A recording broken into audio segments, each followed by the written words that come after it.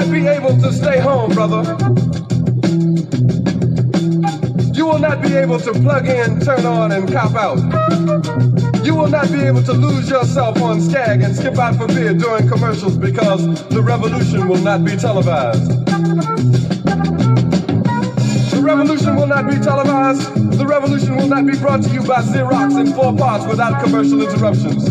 The revolution will not show you pictures of Nixon blowing a bugle and leading a charge by John Mitchell, General Abrams, and Spyro Agnew to eat hog maws confiscated from a Harlem sanctuary. The revolution will not be televised. The revolution will not be brought to you by the Schaefer Award Theater and will not star Natalie Woods and Steve McQueen or Bullwinkle and Julia. The revolution will not give your mouth sex appeal. The revolution will not get rid of the nubs. The revolution will not make you look 5 pounds thinner because the revolution will not be televised, brother. There will be no pictures of you and Willie Mae pushing that shopping cart down the block on the dead run or trying to slide that color TV into a stolen ambulance. NBC will not be able to predict the winner at 8:32 on report from 29 districts. The revolution will not be televised. There will be no pictures of pigs shooting down brothers on the instant replay. There will be no pictures of pigs shooting down brothers on the instant replay. There will be no pictures of Whitney Young being run out of Harlem on a rail with a brand new process. There will be no slow motion or still lights of Roy Wilkins strolling through Watts in a red, black, and green liberation jumpsuit that he has been saving for just the proper occasion. Green Acres, Beverly Hillbillies, and Hooterville Junction will no longer be so damn relevant, and women will not care if Dick finally got down with Jane on Search for Tomorrow, because black people will be in the street looking for a brighter day. The revolution will not be televised. There will be no highlights on the 11 o'clock news and no pictures of Harry armed women liberationists and Jackie Onassis blowing her nose. The theme song will not be written by Jim Webb or Francis Scott Key, nor sung by Glenn Campbell, Tom Jones, Johnny Cash, Engelbert Humperdinck, or The Rare Earth. The revolution will not be televised. The revolution will not be right back after a message about a white tornado, white lightning, or white people. You will not have to worry about a dove in your bedroom, the tiger in your tank, or the giant in your toilet bowl. The revolution will not go better with coke. The revolution will not fight germs that may cause bad breath. The revolution will put you in the driver's seat. The revolution will not be televised, will not be televised, will not be televised, will not be televised. The revolution will be no rerun, brothers. The revolution will be live.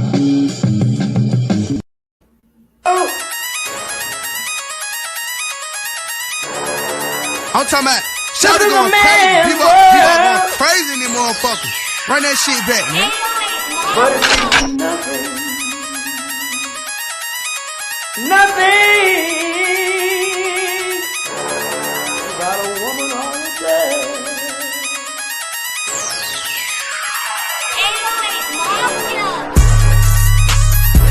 Man made the car.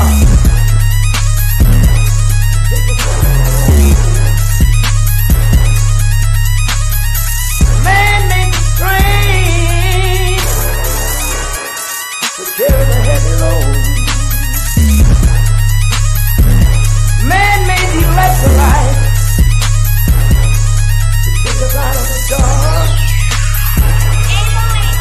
Man made the boat for the water like the 7-no-meter. Man thinks about a little bit of baby girl and a baby boy. Make them happy because man make them dark. But after man make everything we can, do you know that man makes money?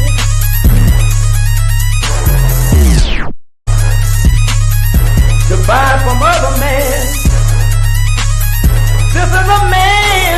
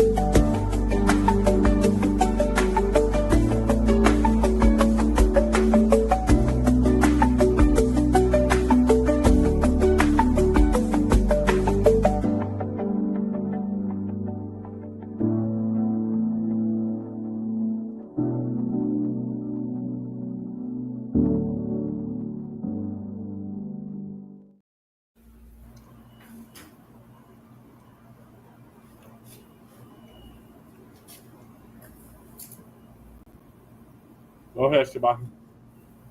All right, Grand Rising, ladies and gentlemen. Welcome to Shabaka's Black Experience Enhanced, ladies and gentlemen, here on StreamYard. The air date of this episode is June 6, 2025. Okay, we're here with Brother Jesse Parrish, Che and Kruma, and this here is part of the Front Line Blacc News Network. Okay, Brother Parrish, please read off our list of topics this morning. Yes. Thank y'all for tuning in to Season 10. Episode 24 of Grand Rising with Shabaka and the Chase, in conjunction with the Front Line Blacc News. We are discussing Ibrahim Tauore, the youngster refuses to back down to the West. Trump's travel ban on several African and Middle East countries. Public feud, troubles afoot between the dump, as in human shit, and we want to make that perfectly clear. And otherwise known as Elon Musk, erupts. Trump derangement syndrome. Trump orders inquiry into Biden's use of autopen. And Diddy's ex-girlfriend testifies about sex and drug use. Okay, alrighty. Okay, alrighty. So Ibrahim Tauore, ladies and gentlemen, as we all know, our chat room is open. Okay, here's pretty much is endorsing the ideas of Thomas Sankara, who was assassinated many years ago by Burkina Faso, becoming economically independent and also to controlling or more resources.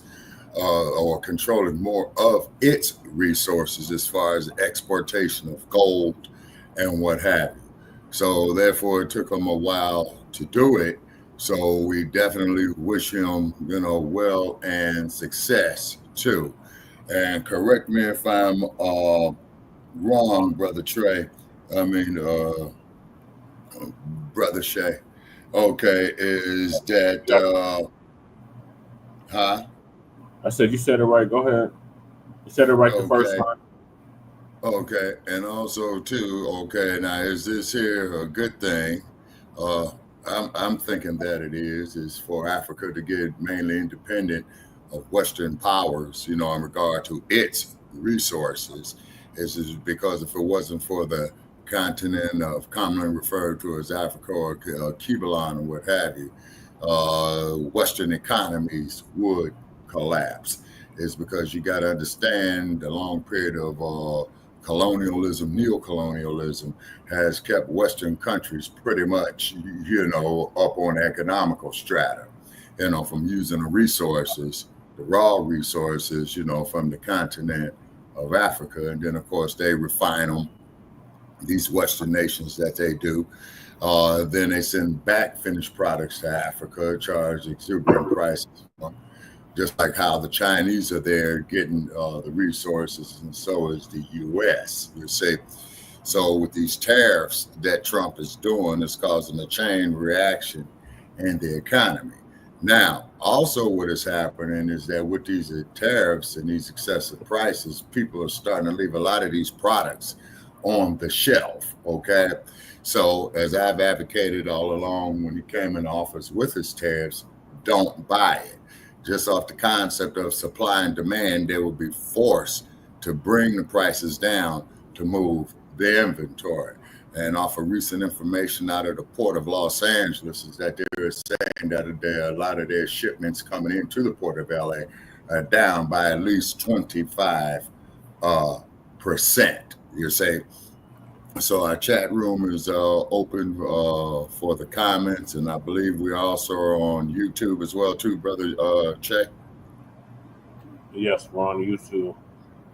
Okay, all righty. And then also too, for those in the diaspora, definitely be very careful of what you're saying, is because they're shadow banning us big time. So most definitely a shout out there to President Ibrahim Tauore of the great work of what he's doing. And then Trump is sending over his, how should I say, his, how can we say, here's more of his boss, we sick Negroes. You see what I'm saying? as opposed to dealing with righteous Black-owned business folks, who can make a world of difference, not only in the U.S. economy for our people, but the world's economy, you see, because you got a lot of tethers out here, and as Professor Black Truth says, white supremacy always breaks its tools. So this is what's happening. And then also, too, Biden's former press secretary, Ms. Pierre, she stated that she has left the Democratic Party and that she's an independent. Okay, so it appears little by little. Huh? You're talking about John Pierre Shabaka. I was going to talk about that tomorrow. Oh, okay. All righty. So, but regardless, ladies and gentlemen, of what's happening out there, okay, is that we, I believe, are in an economical position since they got rid of DEI to build up our own infrastructures. And now is the time to do it. Now I just got something here on my laptop, you know what I'm saying? A pop-up, something about they want to make changes and all this, do you want to allow this app to make changes to your device? So I'm going to put no on theirs because for some odd reason, this crap comes up, man, when we're in trans putting on our episodes. Okay. So much for the freedom of speech. Yeah, that doesn't exist. That hasn't existed at least since 2011. Yeah, you see. 2001, rather. Since 9/11. Yeah, you see. So that's that. 24 years now. Yeah. Mm-hmm. And it's very, very interesting of how they made all these additional developments since then. Okay, so with her leaving the Democratic Party, more of our people need to follow suit and go ahead with being independent if you're going to participate in the voting process, okay? It's because it does not benefit us, has not benefited us. Every 2 years, rather at the midterms or the general elections, they come up here, play these word games with us, bump our heads, and, and then they bring out their tools, if you know what I mean, and what have you, Tim Scott's and Kamala Harris's and things of this nature right here. And then also, too, as we know, is that Kamala is going to try to be. Leonard the Judas in the building. B1 salute to you, brother. Thank you for joining us, brother. Please share the episode if you can without jeopardizing your existence on social medias, because when we share, for some odd reason, we start having a bunch of problems. Okay. And so that just simply means that we're getting somewhere.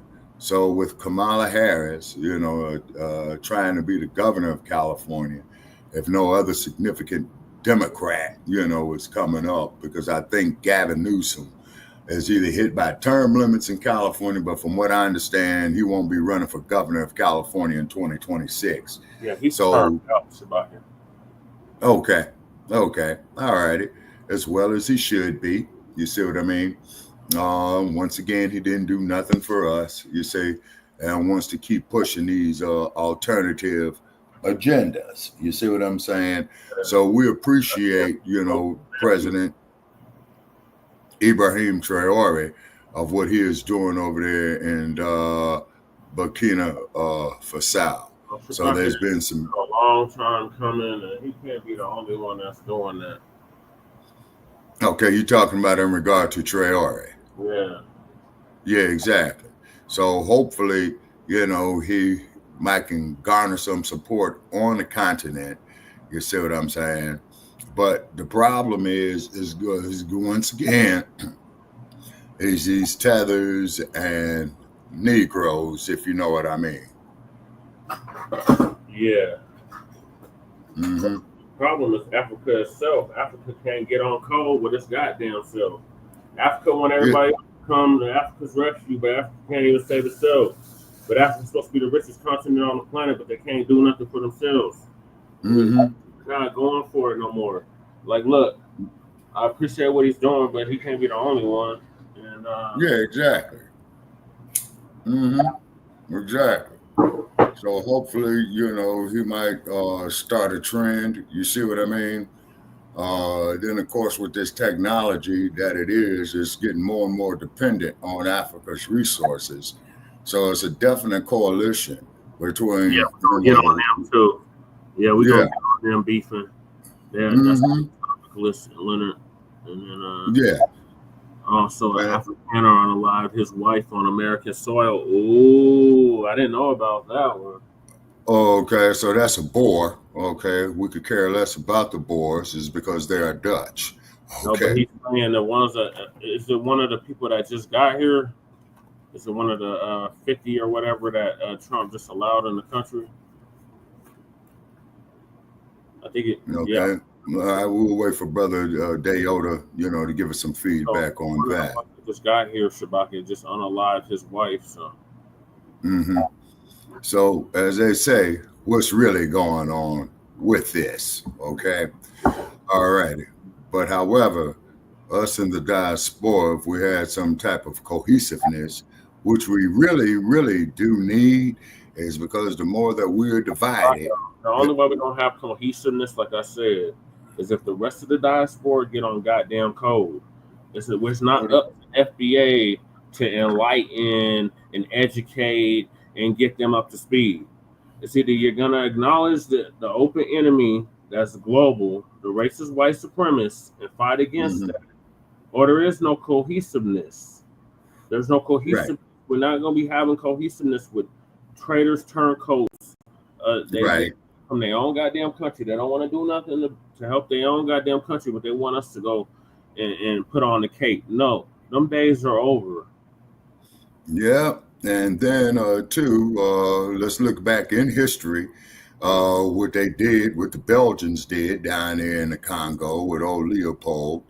Look what happened to Patrice Lumumba. You see what I'm saying? So we got to look at that. Then also, too, we got to look at, as Brother Paris calls them, all these tethers, okay? Not so much here in the U.S. or on the continent, but worldwide, because you got tethers in Europe, tethers in Africa, tethers here in the United States. Well, you see what I mean? In the United States, that's the raccoons. That's the raccoons. Oh, man. And the Thomas Souls and the what's the goddamn name? Tim Scott's. Yeah, and Roly Polies. Yeah, well, Roly Polies are tethered. Yeah. Mm-hmm.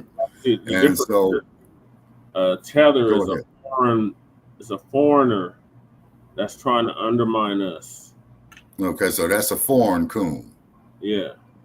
Then you got the domestic coons. Exactly. Okay, so in other words, we got coon A1 and coon A2 categories. Not all immigrants are tethers, just like not all black people are coons. But, like I said, the fact of the matter is that we got to get some daggone cohesiveness, you see, is because our very, very survival is dependent on it. Although these miseducation indoctrination centers is trying to teach the exact opposite. You see what I mean? And then also, we're at war.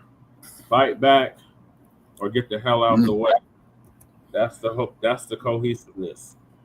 Yeah, pretty much. You see what I'm saying? Pretty much.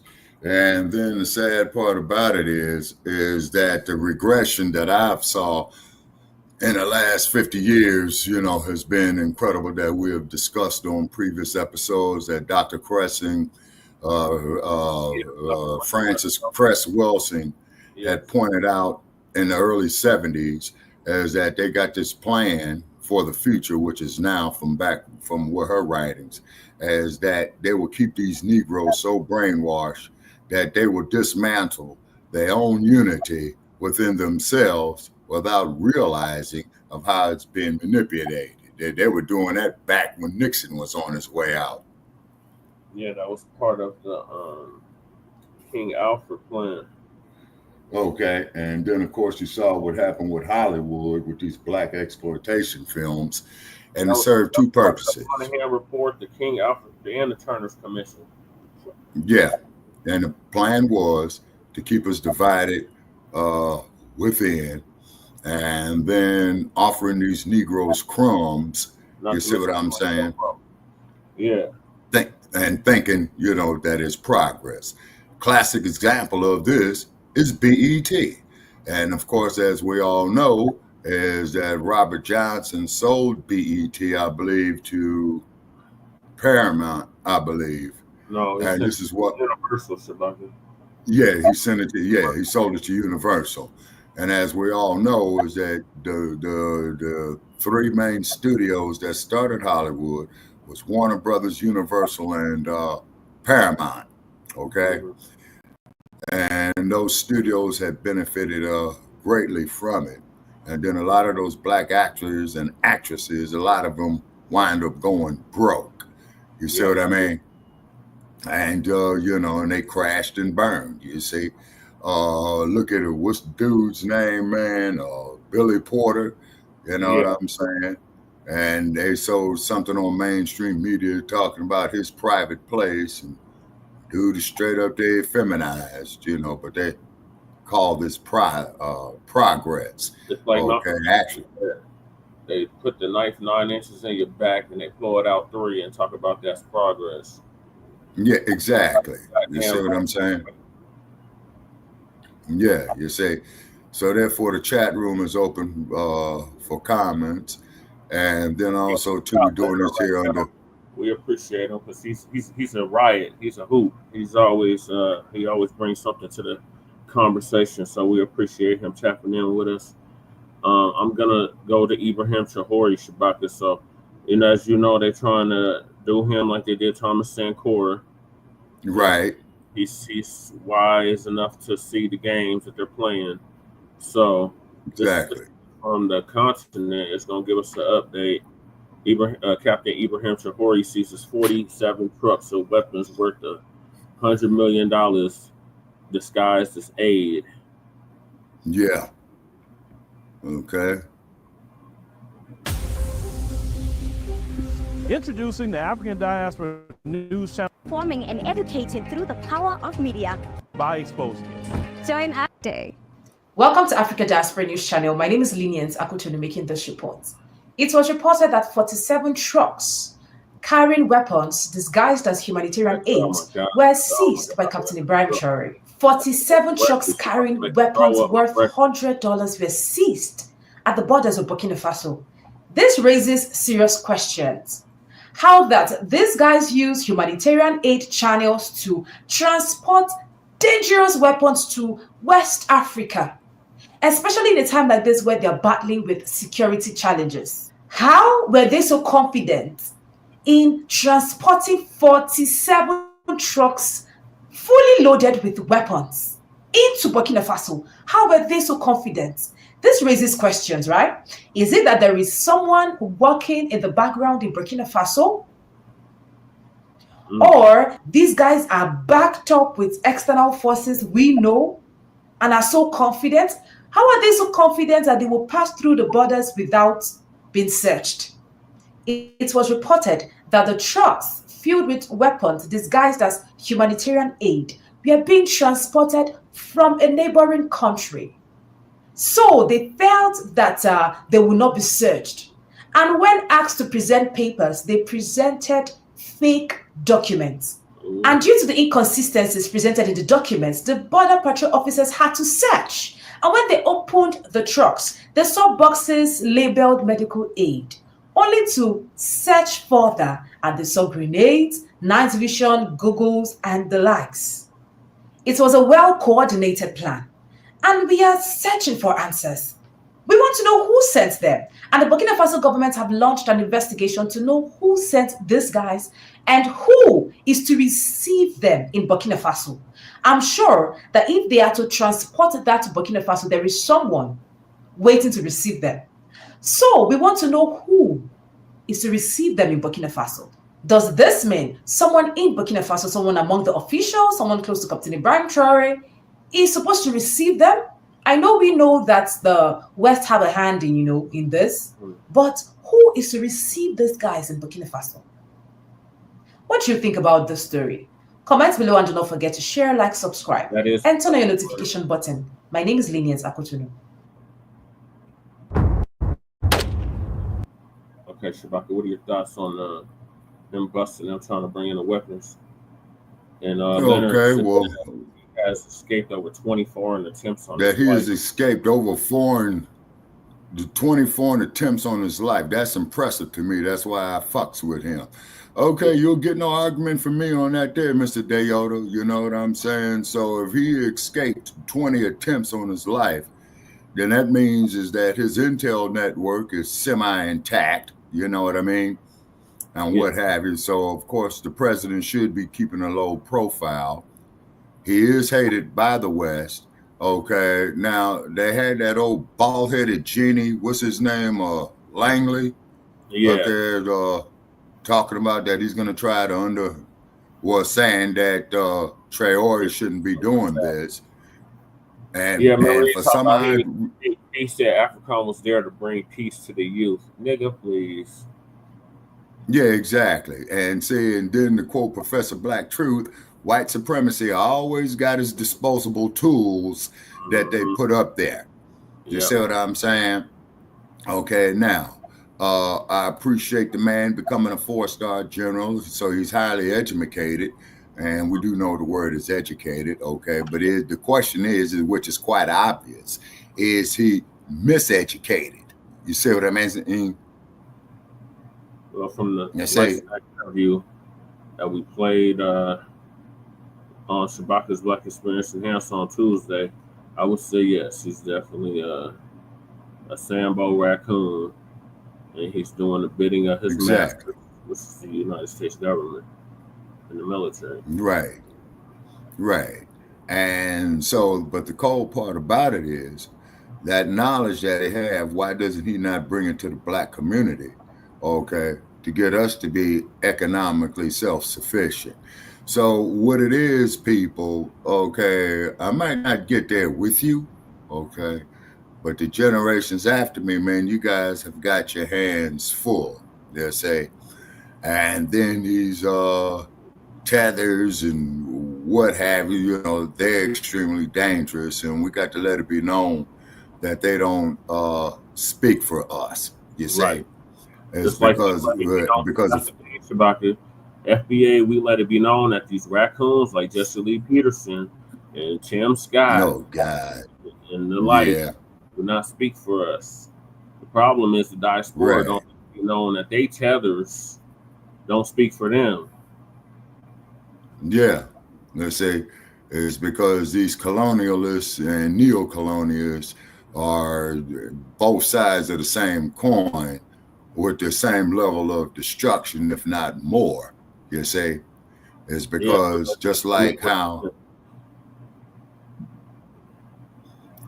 just like how here in the U.S., they pit all these factions against each other, if you know what I'm saying, within the Black community, you see.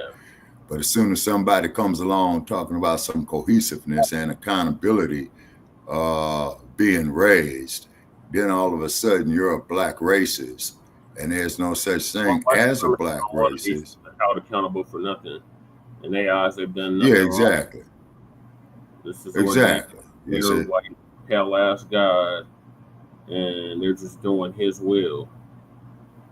Yeah, exactly. You see what I mean?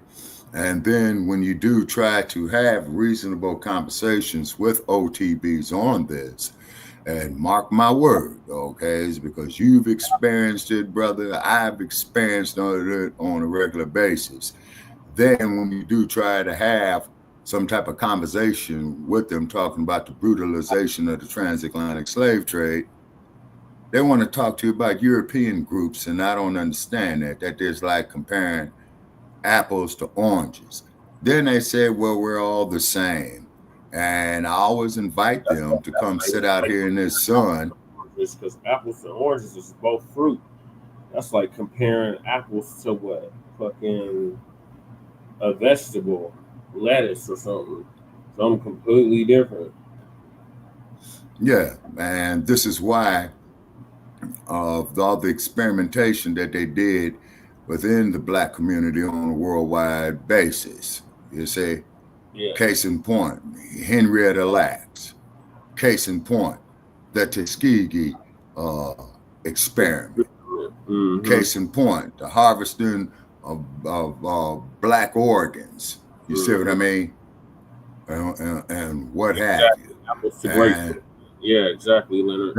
Yeah. That's exactly what it is, Brother Dayota.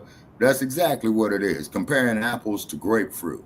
Okay. Now, over the years, Brother Che, I have tried to do it. You have tried to do it. And then when we did try to have reasonable conversations with OTBs on this subject, what did it always turn into, Brother Che, 92% of the time? A shouting match. Mm-hmm. Or it always turned into a. It did turn into a shouting match. Or it's the Jews, even though the Jews identify as white. So at the end of the day, it's white racism, white supremacy.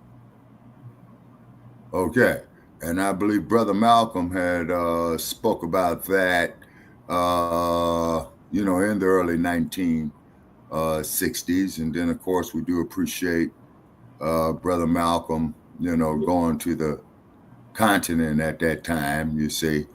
And from what I understand, if anybody has more knowledge on it than I do, because I'm not the most brilliant mug that there is, actually, I'm quite stupid, okay? And they got additional information on it.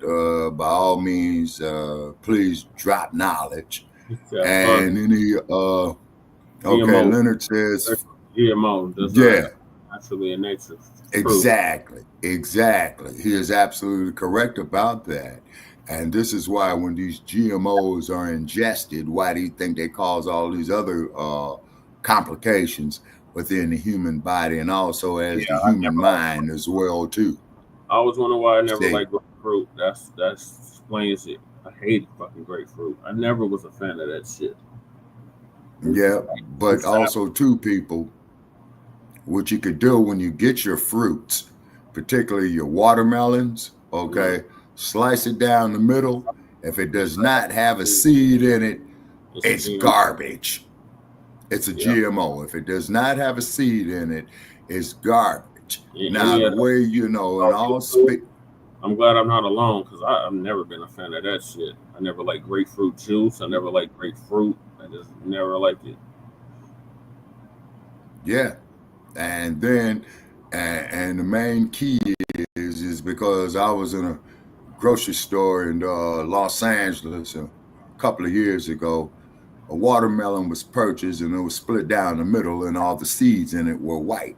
We all know that watermelon seeds are black. Right. GMO. They say the same thing with the apples. You see what I'm saying? And then, of course, when it comes to dairy products, meat products, like you heard about the bird flu and things of this nature right there, it's just another form of genocide, okay? Biological, now also chemical warfare. Yeah, exactly. You say, so then also to the first form that I know of biological chemical warfare was oh, okay. Hey, what's up, Kahari? It was placed on the indigenous peoples of America. Yes, they gave them blankets with smallpox, various other diseases. Yeah, and then as the European descendants was traveling westbound, on the railroads, they used to have in the state of Wyoming, they would have bounties on the buffalo. That's why you used to have buffalo nickels. Okay. And then there was documentation, that these European descendants in America would open fire on the buffalo ranges. Is because the prairies near Colorado, Wyoming, Montana, they used to be black with buffalo. Man, you go across those regions, man, you'd be lucky to see 2 buffaloes between Montana, Wyoming, and Colorado. Facts. Yeah, you see. So that there goes to form, show a form of genocide. And then me and Brother Paris, we always are debating, folks, but we do disagree agreeably. Okay, and then of course, with the Reconstruction era, you saw what happened with that. Okay, the Civil War, you saw what happened with that. And then who was the president that they impeached, who was after Lincoln? Andrew Johnson. And keep in mind that no president has ever been removed by the impeachment process. So what they're saying is with Stinky Bird saying that Trump should be impeached, it's not. We got to get to that. Oh. We'll finish up with Ibrahim Tauore. So like I said, Ibrahim Tauore with Western funded insurgents in Burkina Faso. So the next video is about that. All right. Okay.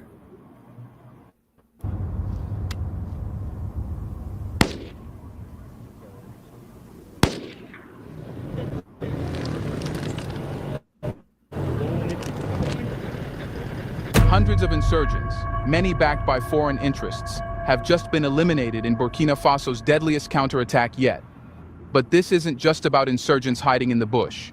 Something bigger is moving behind the scenes. Who's funding this chaos? Why is Burkina Faso the battleground? And while the West says Burkina Faso is weak, how did it manage to eliminate insurgents? Let's find out.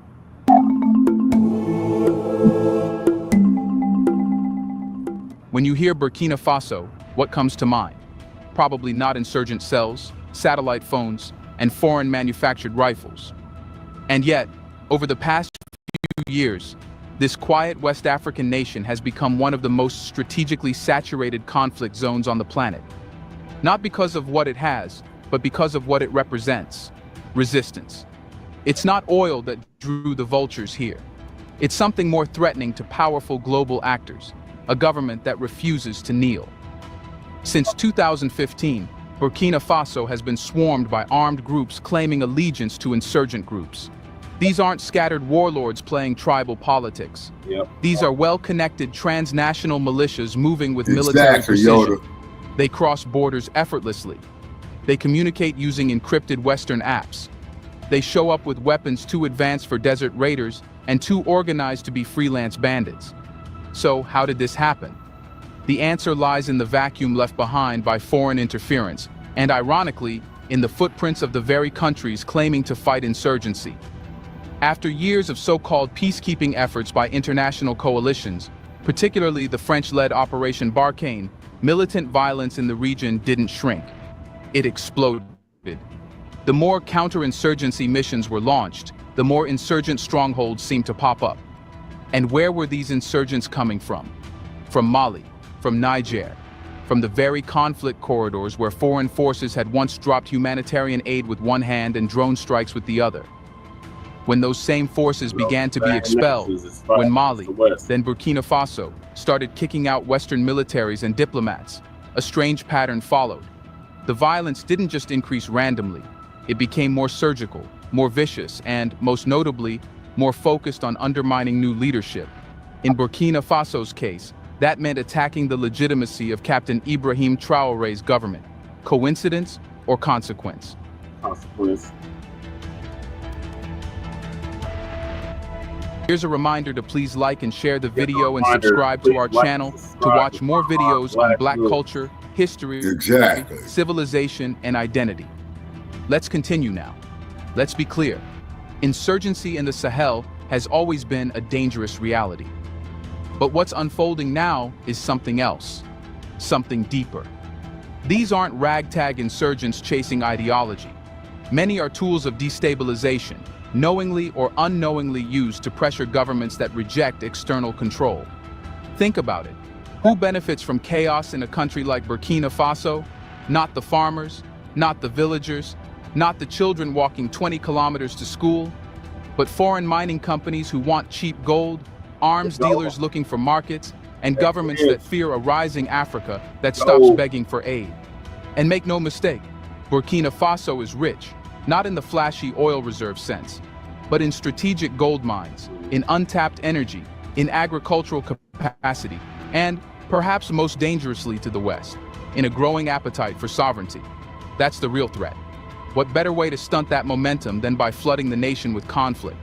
It creates humanitarian headlines. It opens the door to urgent intervention. It exhausts local leadership. And most of all, it gives cover to proxy actors and shadow forces who want Burkina Faso to be weak, divided, and dependent. But here's where it gets darker. Intelligence sources inside the region have long warned about foreign entities arming and financing moderate rebel groups, only to see those same rebels morph into insurgents. It's the same old trick used in the Middle East. Train a militia to counter an enemy, then act surprised when that militia turns into an army of insurgency. Afghanistan, Syria, Libya, now the cycle repeats in the Sahel. Burkina Faso, however, isn't following the script. Unlike other states that welcomed foreign troops and signed away their autonomy in the name of stability, Traore's Burkina Faso is calling the bluff. They're not asking for airstrikes, they're asking questions. Why are we being targeted? Who are these fighters? Why are they better equipped than our army? And who continues to fund them while our people go hungry? And that's exactly why the pressure is rising. Burkina Faso isn't just under attack by insurgents, it's being punished for thinking independently. The insurgents are pawns, yes, but pawns still carry knives. And with the West no longer controlling the board, those knives are being used to bleed out an entire nation before its revolution can fully bloom. So when Traore launched his counteroffensive and neutralized hundreds of militants, it wasn't just a military win, it was a message. A declaration that Burkina Faso knows what game is being played, and it's no longer playing along. But if Traore is cutting off the insurgents' limbs, the next question is, who's feeding the heart of this chaos? And how deep does the betrayal go? In a region choked by foreign military bases, NGO flags, and debt agreements written in languages most locals don't speak, Captain Ibrahim Tauore didn't rise, he erupted. And not from a palace or an elite academy. He came from the front lines, from the barracks, from the dust-covered trenches where real soldiers bury friends, not politics. His emergence wasn't polished or planned. It was urgent, angry, and rooted in the exhaustion of watching his country bleed while outsiders wrote the script. Burkina Faso didn't choose a career politician. It didn't need a statesman in a suit. It needed a shield, a hammer, someone who wouldn't just manage chaos, but would dare to dismantle the machine creating it. Traore became that man. When he took power in 2022 at just 34, the world media barely took him seriously. A young captain, they said dismissively, as if age disqualified resistance. But they didn't understand. This wasn't a political project. It was a liberation movement in uniform. While the West called him a military strongman, thousands of Burkinabe citizens saw something else. A leader who listened. A leader who didn't smile for cameras in Brussels but sat on the ground in war-ravaged villages, hearing stories the world ignored. And the moment he walked into power, he broke the pattern. The old formula was clear. Crisis erupts, West offers help, Western troops arrive, resources get secured, nothing improves. Under that model, Burkina Faso remained unstable, yet permanently under care. A patient was never allowed to leave the ICU. But Traore unplugged the machines. His first major move? Ending military cooperation with France. No hesitation, no negotiation, just a clean break. After nearly a decade of ineffective foreign intervention, Traore said what most African leaders whispered behind closed doors: "You're not here to protect us, you're here to protect your interests." And with that, French troops packed up and left, stunned, humiliated, and furious. The ripple effect was instant. Intelligence networks were severed. Training programs halted. Aid packages paused. Western media narratives sharpened overnight. Suddenly, Traore wasn't a reformer. He was a threat to democracy. But democracy had never stopped bullets in Burkina Faso. It never protected villagers from insurgents or gave soldiers proper boots. It had only created governments that looked stable from the outside while rotting within. Traore's second move was even more controversial. inviting Russian military instructors into the fold. It wasn't just about strategy. It was about signaling that Burkina Faso would choose its partners. This wasn't about ideology. Traoré wasn't joining some Cold War cosplay. He was making a statement. If the West won't respect our sovereignty, we'll find someone who will. Russian instructors coming in with a colonial past, a long list of IMF conditions, or veiled threats. They were coming in with military pragmatism. Traoré made it clear Burkina Faso's dignity would no longer be traded for aid money or false security. But with these decisions came risk. The pullout of French forces left a vacuum, and those who had once operated under France's watchful eye didn't simply disappear. They regrouped, rebranded, rearmed, and what followed was a surge in surgical attacks on government officials, infrastructure, and villages seen as loyal to the new regime. It wasn't random. It was a punishment. Still, Traoré didn't back down. He reinforced local militias, improved supply lines to frontline troops, and launched aggressive offensives into areas where the enemy had long been allowed to dig in. Within months, hundreds of insurgents had been captured or killed, including some whose affiliations pointed to foreign sponsorship, raising questions about the international dimension of Burkina Faso's unrest. And while Western critics called his methods extreme, many Africans saw clarity in action. After years of watching leaders talk while their countries burned, here was someone who didn't ask for permission to defend his people. But this created a new kind of enemy, not one with a gun, but one with influence. Whispers began to circulate, discontent inside the military.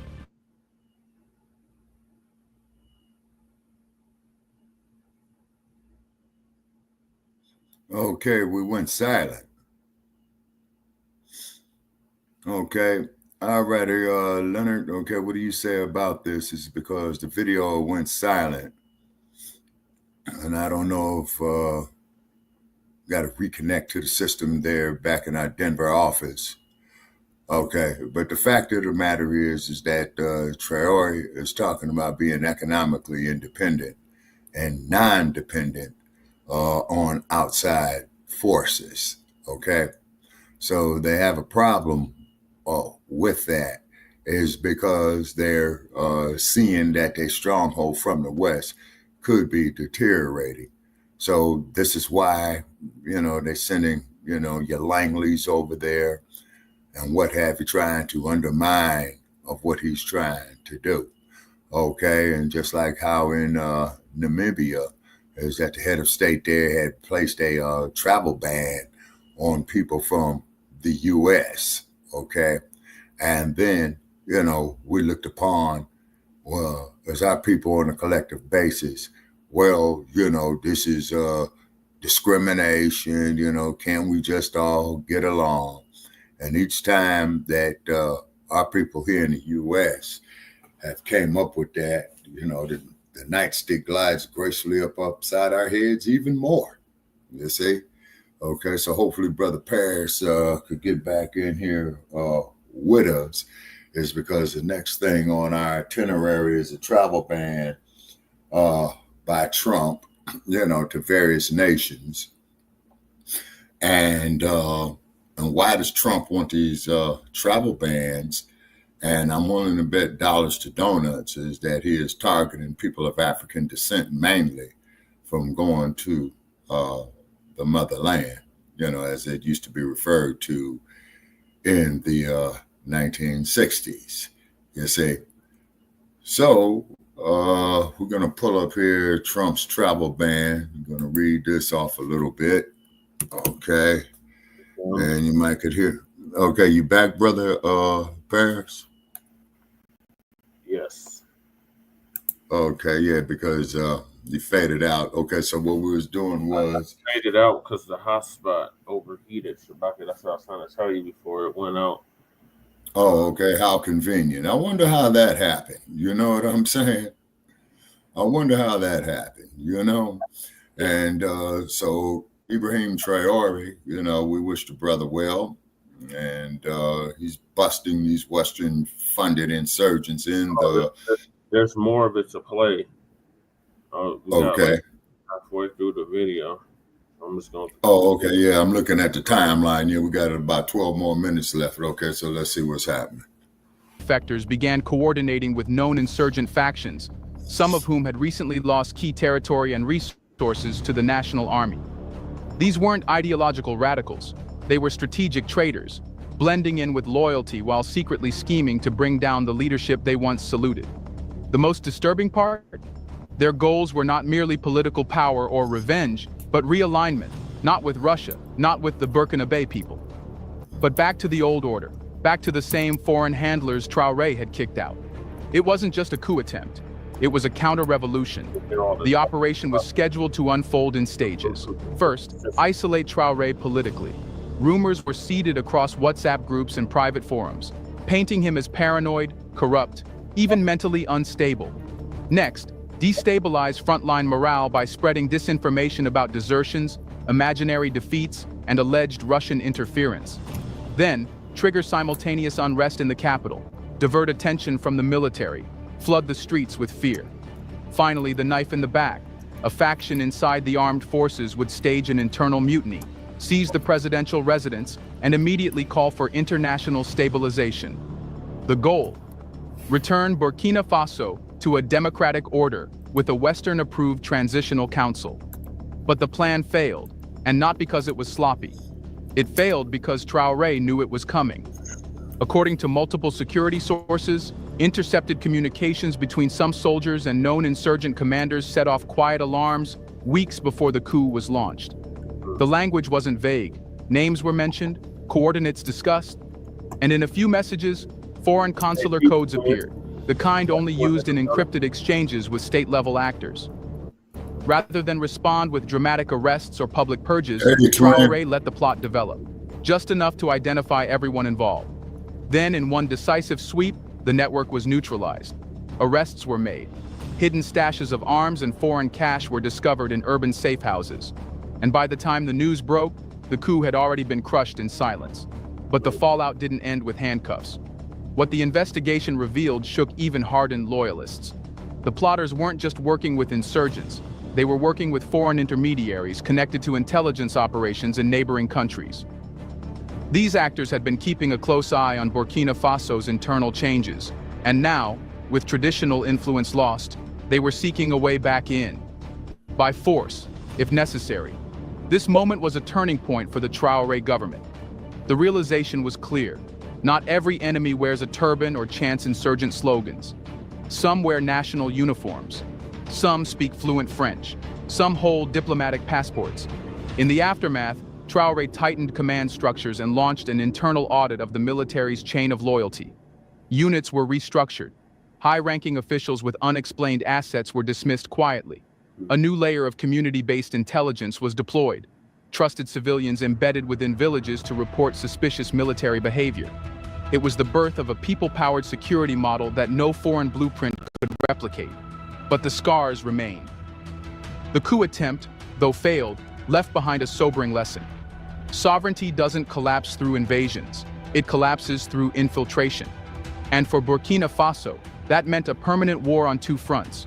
One against insurgents in the bush, the other against double agents in the shadows. Yet perhaps the most dangerous battlefield of all wasn't the forest or the army barracks.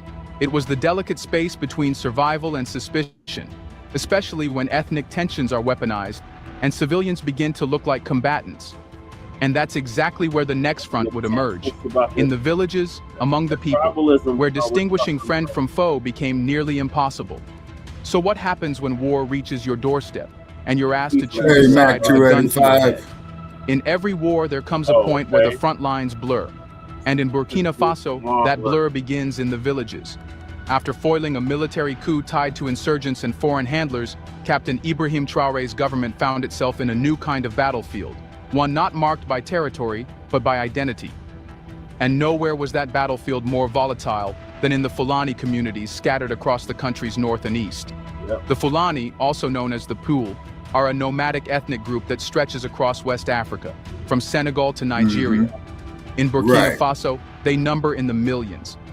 Traditionally, cattle herders, traders, and semi-settled farmers, the Fulani, are not new to conflict zones.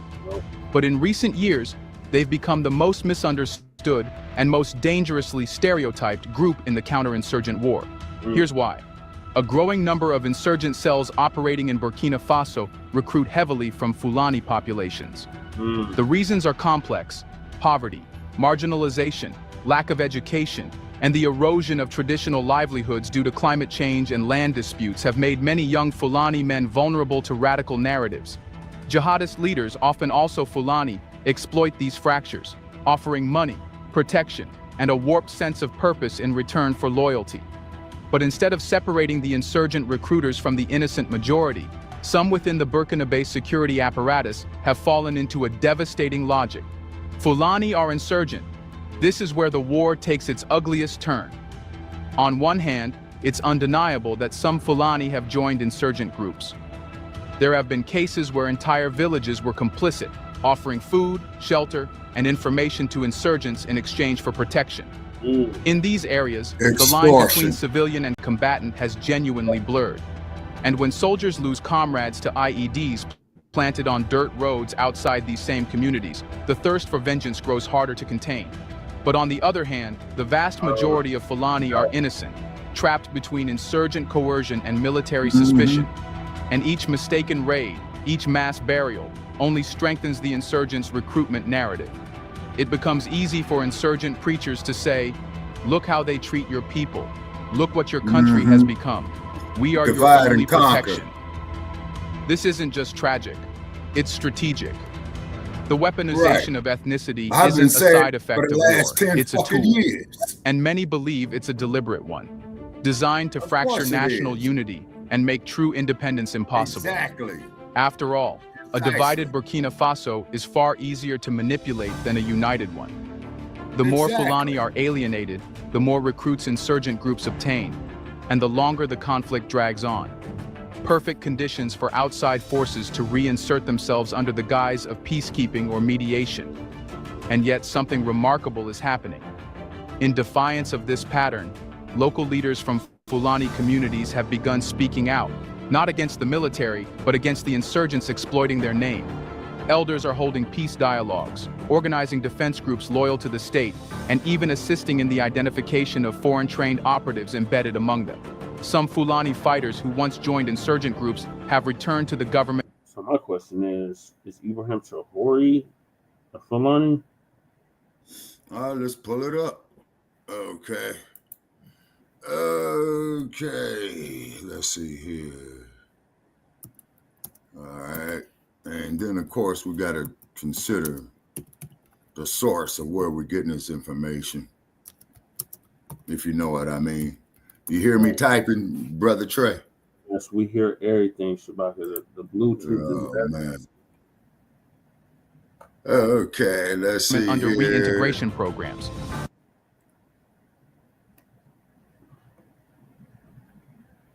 Okay, let's see here.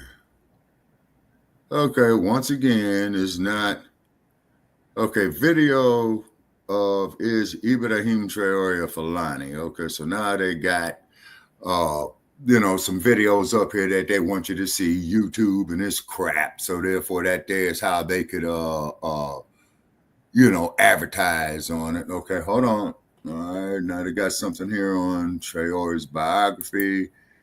All righty, okay, all right. More advertisement, download the PDF and all this old crap.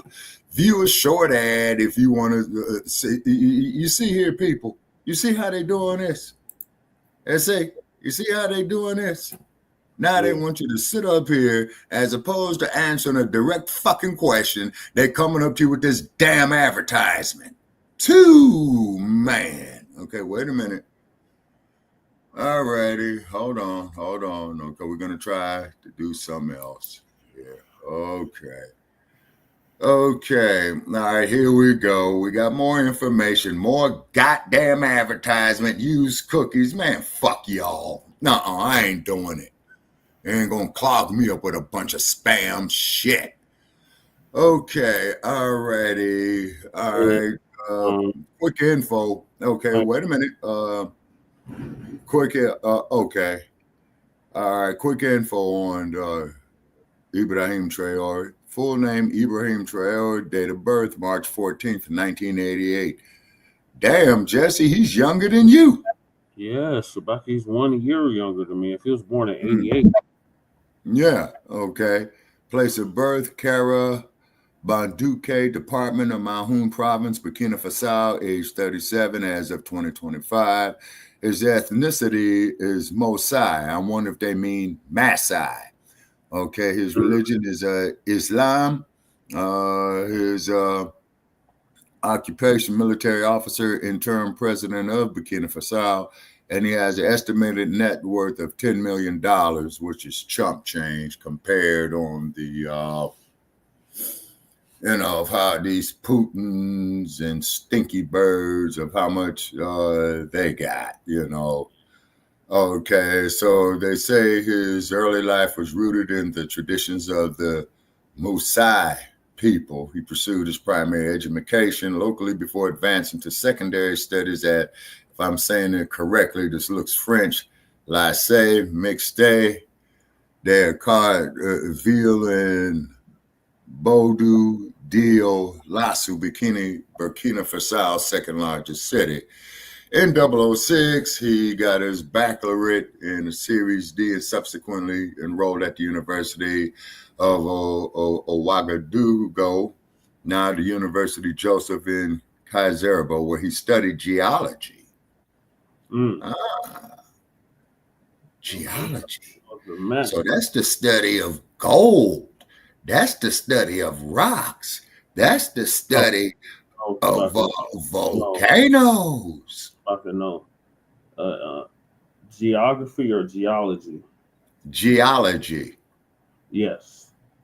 Okay. So during his university years, Tauore was active in student organizations, notably the Association Nationale des Étudiants du Burkina, known for its Marxist learnings and Association of Muslim Studies. He graduated with honors in 2010. Marxism, huh? Okay, now that there, ladies and gentlemen, is a fucking problem.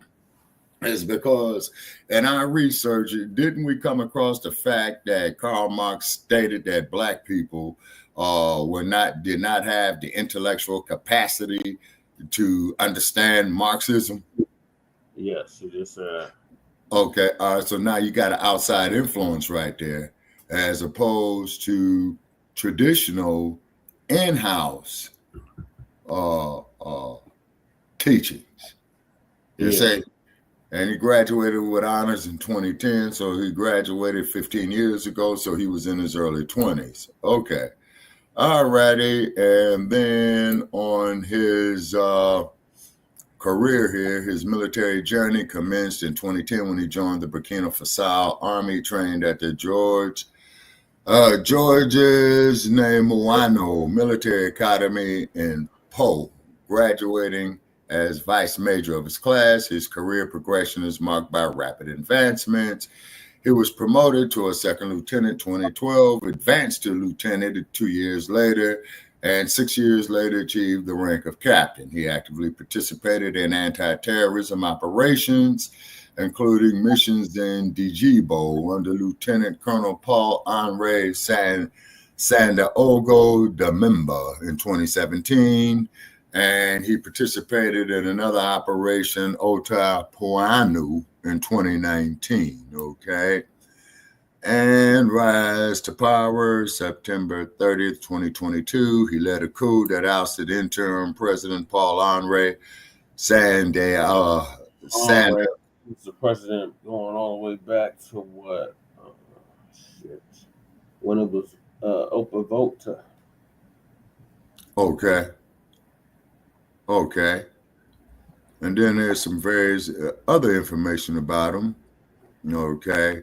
And he became the world's youngest head of state at that time at age 34. But wait a minute, I thought Gaddafi was the youngest head of state at 27. Yeah, Gaddafi was. But I guess they're talking about living. Oh, okay. All righty. And as interim president, Tauore had prioritized combating terrorism and restoring national security. Okay. He has sought to diversify Burkina Faso's international partnerships, strengthening ties with countries like Russia and Turkey. Another problem, okay? So who knows? Maybe he was doing an intellectual move. Maybe he was doing something strategic on that. Okay, in February 23, his administration expelled French forces, assisting in counter-urgency efforts.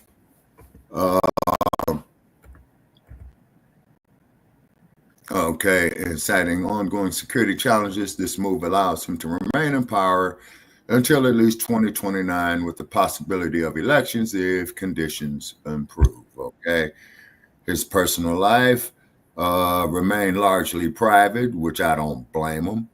He is married, though his wife's name and information about any children have not been publicly disclosed. Okay, now doesn't that sound kind of interesting? Of a head of state by the name of Mansa Musa, who said that when he had to go out there and go into the field, that he went to the palace and took his wife with him. Yeah. Traore is known to be a practicing Muslim, reflecting his involvement in Association of Muslim Studies during his university years. Okay, well, most definitely don't go up there and offer that brother no pork chop sandwich.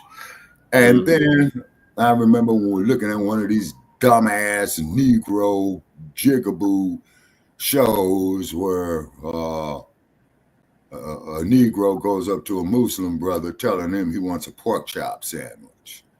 Grave insult. Okay, divided with that. Okay, Traore is a Burkina military officer who became the interim president of Burkina Faso September 2022. So brother's been in power less than 3 years, and he was born March 14th, 1988 in Kara, a village in the Bantu Kai department of Mahound Province, Burkina Faso. Okay. I'm a year and 2 months older than him. Okay. All righty. Okay. And so therefore, all right, now here his vision that they have right here. Since assuming the interim presidency, he has articulated a vision centered on national sovereignty, economic self-reliance, and the restoration of security. Sovereignty, economical self-reliance. You see why he's a threat? Well, that's why. Economic self-reliance. Oh, well, that's horrifying.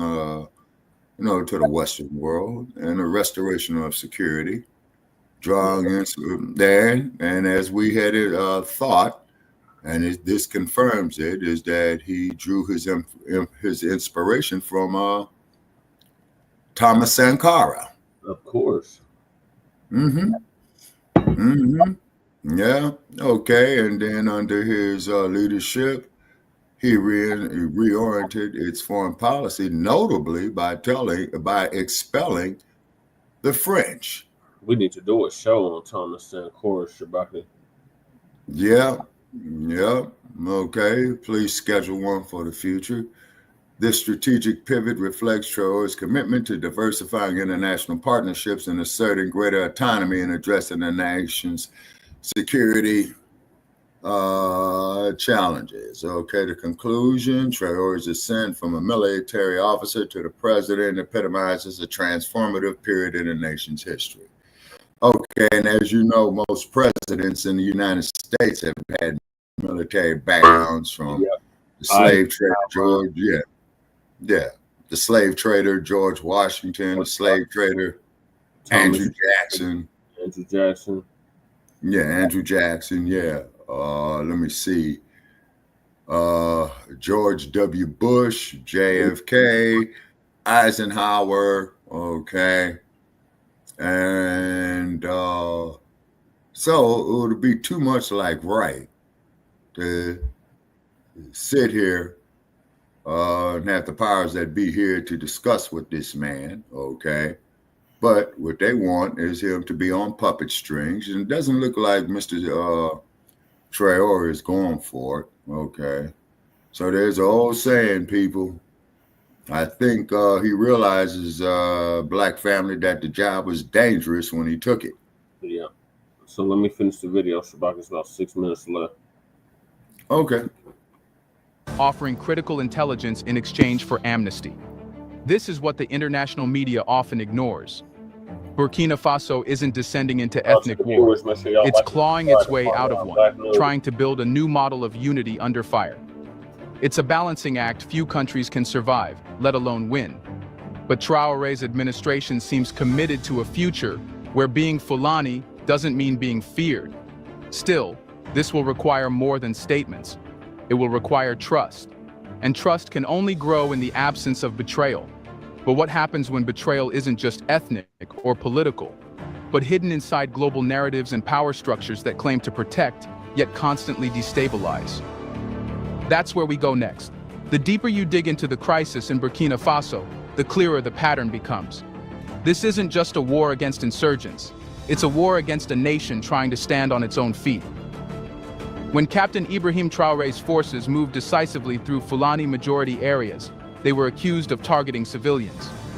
When they raided insurgent strongholds, they were called violators of human rights. When they dismantled a foreign-backed coup, they were painted as authoritarian. But ask yourself, why is a country fighting back suddenly the one on trial? The answer lies not in what Burkina Faso is doing wrong, but in what it's doing right, at least by African standards of sovereignty. Let's be blunt. Traore's government has refused to be a client state. It rejected French military presence, exposed the limits of Western peacekeeping missions, turned to non-Western alliances, and began channeling its resources toward domestic industrial revival, not export pipelines to Europe. This wasn't supposed to happen. Not here, not in the heart of the former French Empire. And so every move Burkina Faso makes is scrutinized, distorted, and repackaged as a democratic concern. But look closely, and you'll find that the real concern isn't democracy, it's disruption.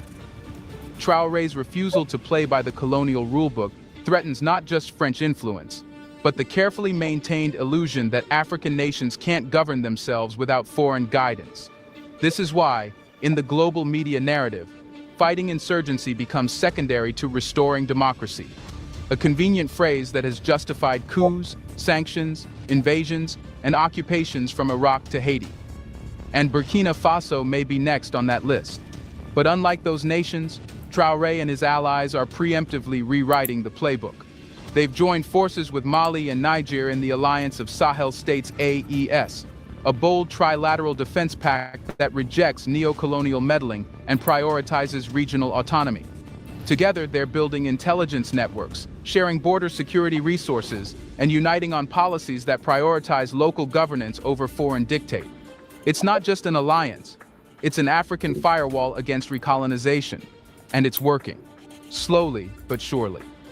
Insurgent groups that once moved easily across Sahelian borders are now being cornered. Key transit routes once used to smuggle arms and gold are being cut off. And most importantly, public morale in many rural areas is shifting from fear to defiance. This is the part no international briefing covers, when villagers begin refusing insurgent demands because they believe their government, for once, might protect them. Of course, this progress is fragile. The economic pressure is immense. Burkina Faso's break from the West has come with sanctions, financial isolation, and media warfare.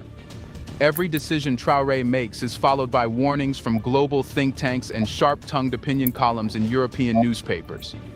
Aid organizations have reduced funding. Humanitarian access has been reevaluated. The World Bank has paused certain development packages, citing institutional concerns. But all of this reveals one unsettling truth. In the eyes of global power structures, insurgency is tolerable. Independence is not. If a leader cooperates with Western forces and fails to stop insurgent attacks, he's doing his best. But if he dares to defend his people without permission from Washington or Paris, suddenly, he's a warlord.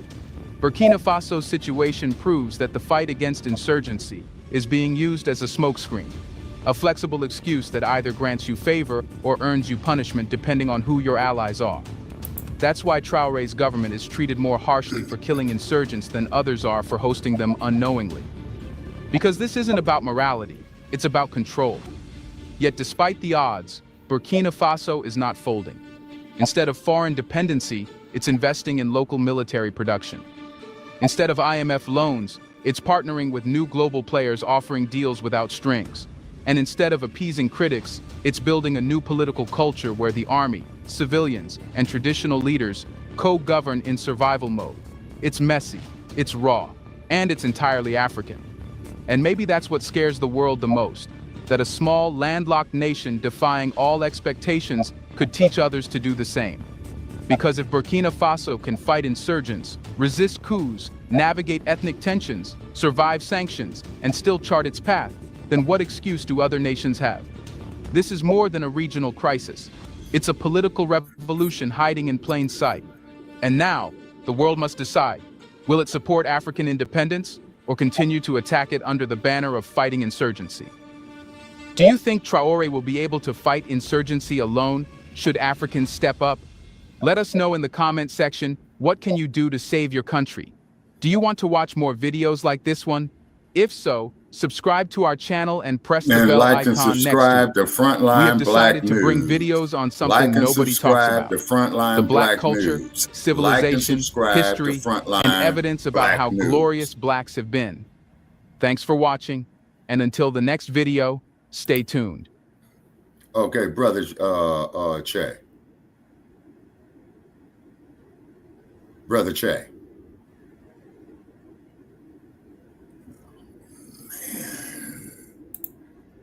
Brother Che. Okay, ladies Now, we all and know gentlemen. that if there's one thing the BBC will never do is mind its colonial business. They'll accuse African leaders of massacres with no proof. Meanwhile, their own hands are still wet of centuries. Okay, brother Che, I wanted to. Now, a I while back, wanted the to read BBC something. ran yet another unverified. Can we put the sister fear- on pause for a moment? Okay. This is very, very important, people. And Brother Che, you heard this here before, but this here is like for Twin and, you know, our well wishers. Okay. Listen to this. We bled Africa for 4.5 centuries. We looted their raw materials. Then we told lies that the Africans are good for nothing. In the name of religion, destroyed their culture. And after being made rich at their expense, we now steal their brains through miseducation and propaganda to prevent them from enacting black retribution against us. And these are the words of former French President Jacques-René Chirac. Yep. Yeah, so what is the feedback on that there, you know, from our viewers? Yeah, Mac 285, Lord, yes, you're right about that. Look like, man, she was born on the south side of Chicago. Wow. She's either Xhosa or Zulu. Okay, okay, she's out of South Africa? Okay. Yeah. Okay. Yeah, Mac 285. Yeah, you're right. And then now what Rene Chirac had said, and I believe he had said that, if I'm not mistaken, people, my memory ain't what it used to be, has been about at least 40 years. So keep in mind, you know, the Europeans, they coming in for long-term effects. You see what I'm saying? Yeah. For long-term effects. Is because if it wasn't for the African continent, or as Donald Trump had called them, shithole countries, the Western economy would collapse. Yeah. Yep. And I'm just putting that out there, moving right along. All right. So, in addition to this, BBC is accusing Burkina Faso and Tauore of unaliving 100 civilians in Burkina Faso. Is this true or is it smear? A mongering piece accusing the government of Burkina Faso and President Ibrahim Tauore of unaliving at least 130 civilians near the town of Salenzo, according to a report by Human Rights Watch. Now, let's stop right there. Before the ink on their so-called report could even dry, Western media had already decided who the villain was. No trial, no independent confirmation, no voices from the ground, just the same old playbook.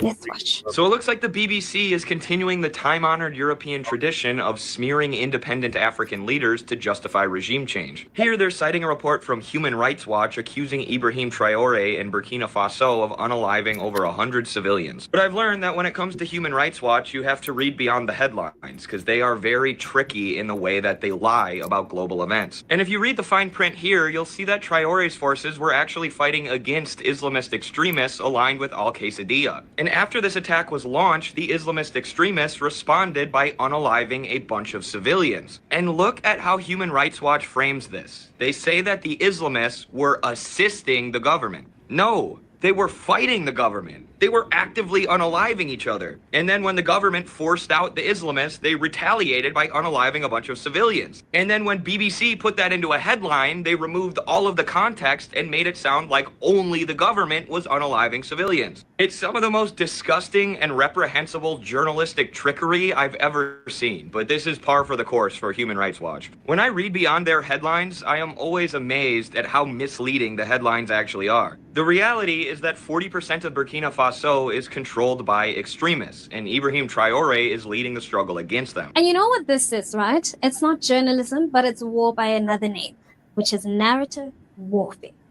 One thing about the BBC, it has always been more loyal to empire than to the truth. It wasn't built to report, it was built to frame, to spin, and to sanitize colonial crimes while demonizing anyone who dares to resist them. So Ibrahim Tauore has done exactly that, which is resist, and that's why he's under attack. Since Tauore came to that, which is resist. You see who she had on the screen? Yeah, Gaddafi, Sankara, Patrice Lumumba, and Kwame Nkrumah. Mm-hmm. All taken out by the West. Mm-hmm. That, which is resist, and that's why he's under attack.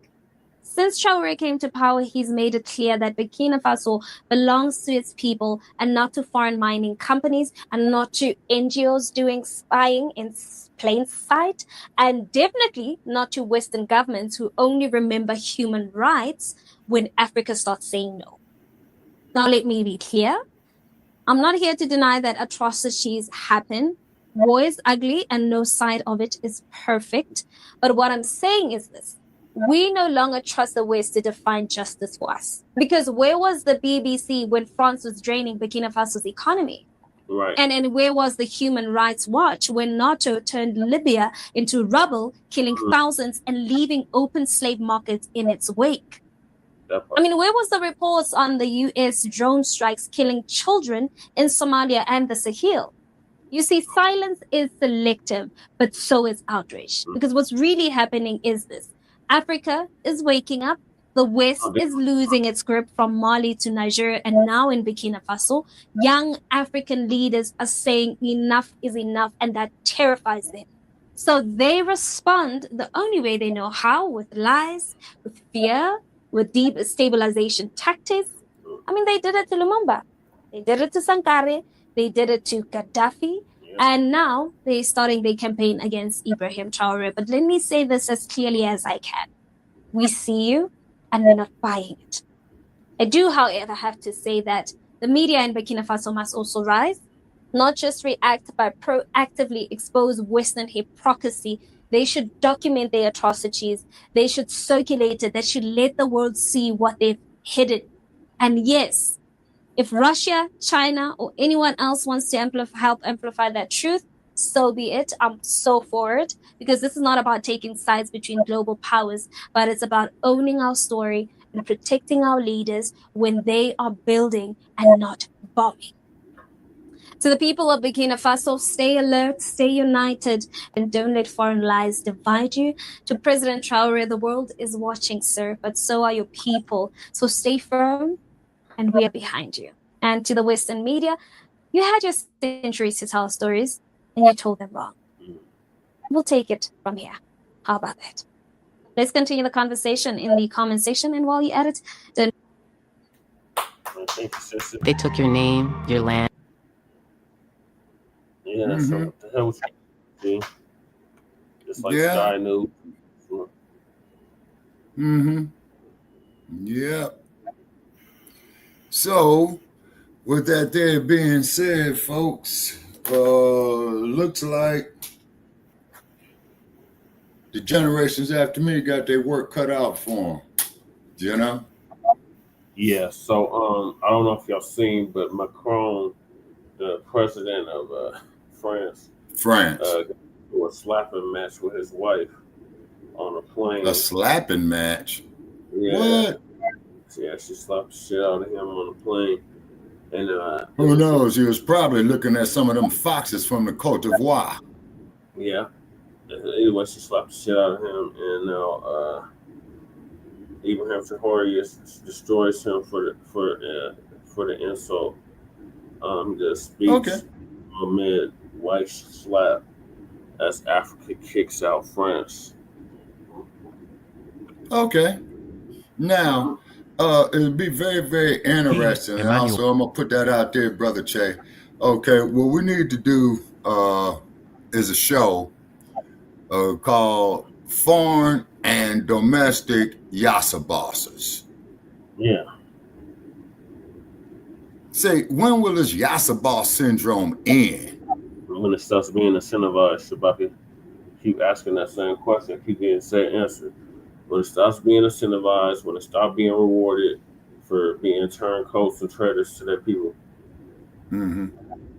Okay. Macron also insulted all Africans in his remarks.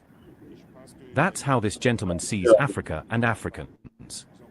We're not human in his eyes. Maybe he's the one who's not human. I think that if he's not... Did you see her slap him? No, I didn't see it. Okay. Look on the right. Look on the right. Looking on the right. Right hand side. So you see looking at the right hand. Right there in the blue suit. Okay. So he has to get off this plane, and his wife slaps the shit out of him. Okay. Also insulted all Africans in his remarks. That's how this gentleman sees Africa and Africans. We're not human in his eyes. Well, it looked like a right hand connected right there. I think that if he's not an atheist and he prays every morning that he wakes up and prays, he should also pray to Africans.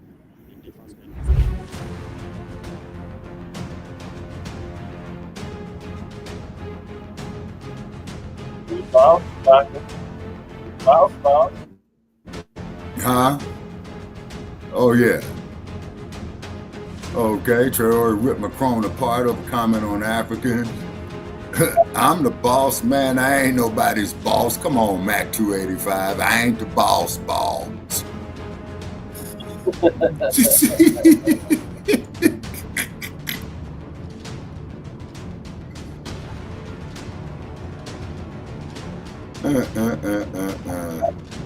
The speech critical of him is going viral.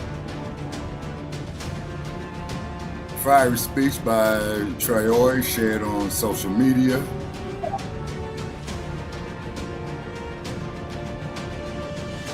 The speech was originally delivered in January, soon after Macron's controversial comment. All right, so they kept this under the rug for about 5 months. In January, Macron had accused African states of not being grateful to France. Wait a minute. He accused them of not being grateful to France. Oh my God. And I only thought that Yassa Boss syndrome, man, happened in the US. My gosh. Okay, and he made this statement after being forced to withdraw troops from several African nations. In response, Traore accused Macron of insulting all Africans. Okay. Pour pouvoir comprendre l'impérialisme, c'est manifestation. All opportunities are provided to understand imperialism and its manifestations. When I reflect on Emmanuel Macron's recent remarks about Africa, every conscious African should quickly understand everything he said and what it truly means. General Tiani recently discussed the change in tactics or strategy of French forces in Africa, and I believe he has come to confirm it. It's about dissolving and maintaining a core system. Emmanuel Macron put it so clearly, and we can only thank him for his honesty. Even though some tried to deceive their people, reality eventually catches up. They won't leave certain countries. They have just dissolved the setup. You won't see them in bases anymore. But they will still be present in embassies. They will create security companies to protect their interests in these countries. The soldiers will be there, but you won't see them in uniforms or gathered in bases. That's all it means. They will reorganize, but they will be here. He spoke of politeness towards certain heads of state, giving them the prerogative to announce the break or departure of French forces. That doesn't concern us. But what we do know is that if you want to break with these imperialist forces, it's simple. You have to denounce the defense agreements. It all starts there. I believe the example of Chad is tangible.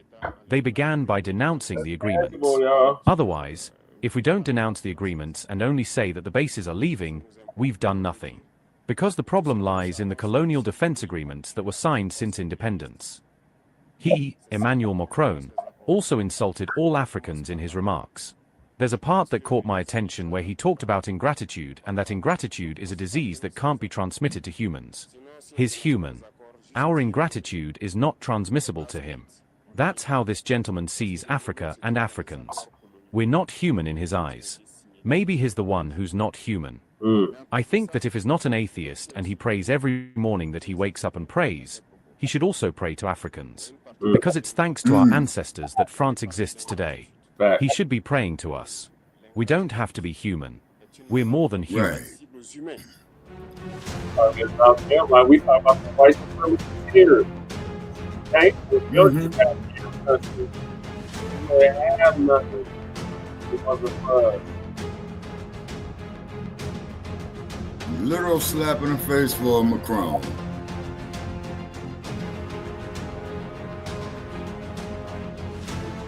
That don't look like a slap. It look like she connected with a right cross. I think I saw some knuckles right there.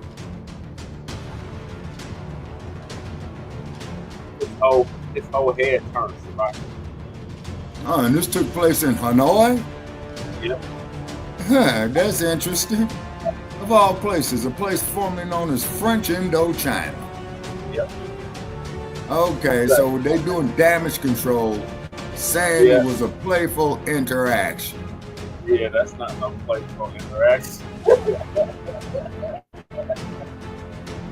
Yeah, once again, pissing on our heads, telling us it's rain.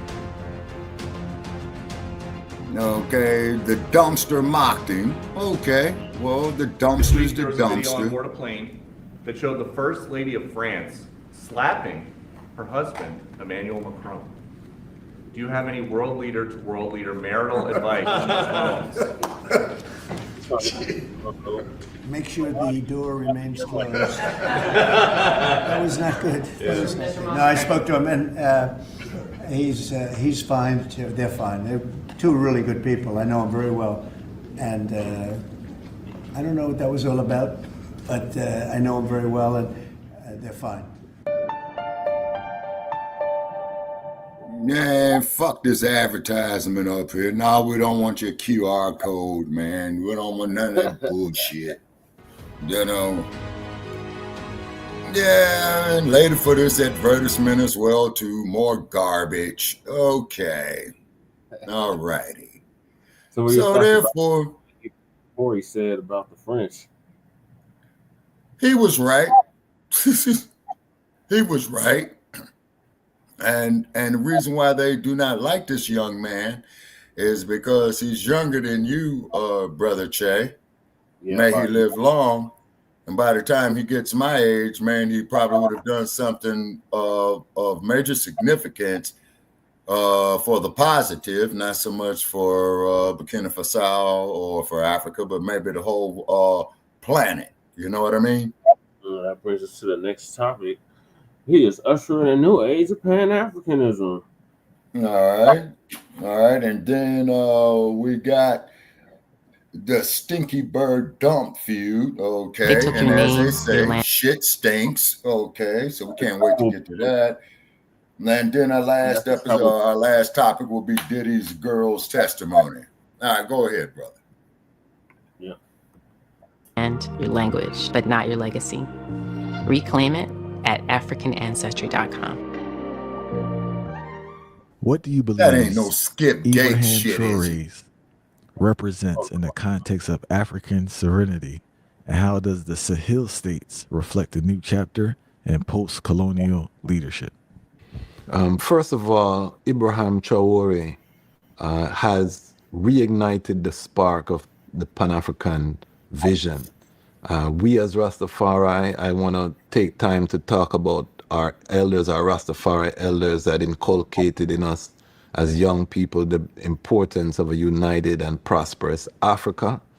And for a long time, it was a lonely journey. You know, big up all of the UNIA, all of the Pan-African institutions that were holding this flag alive. But for most of the Black world, that Pan-African spirit was waning.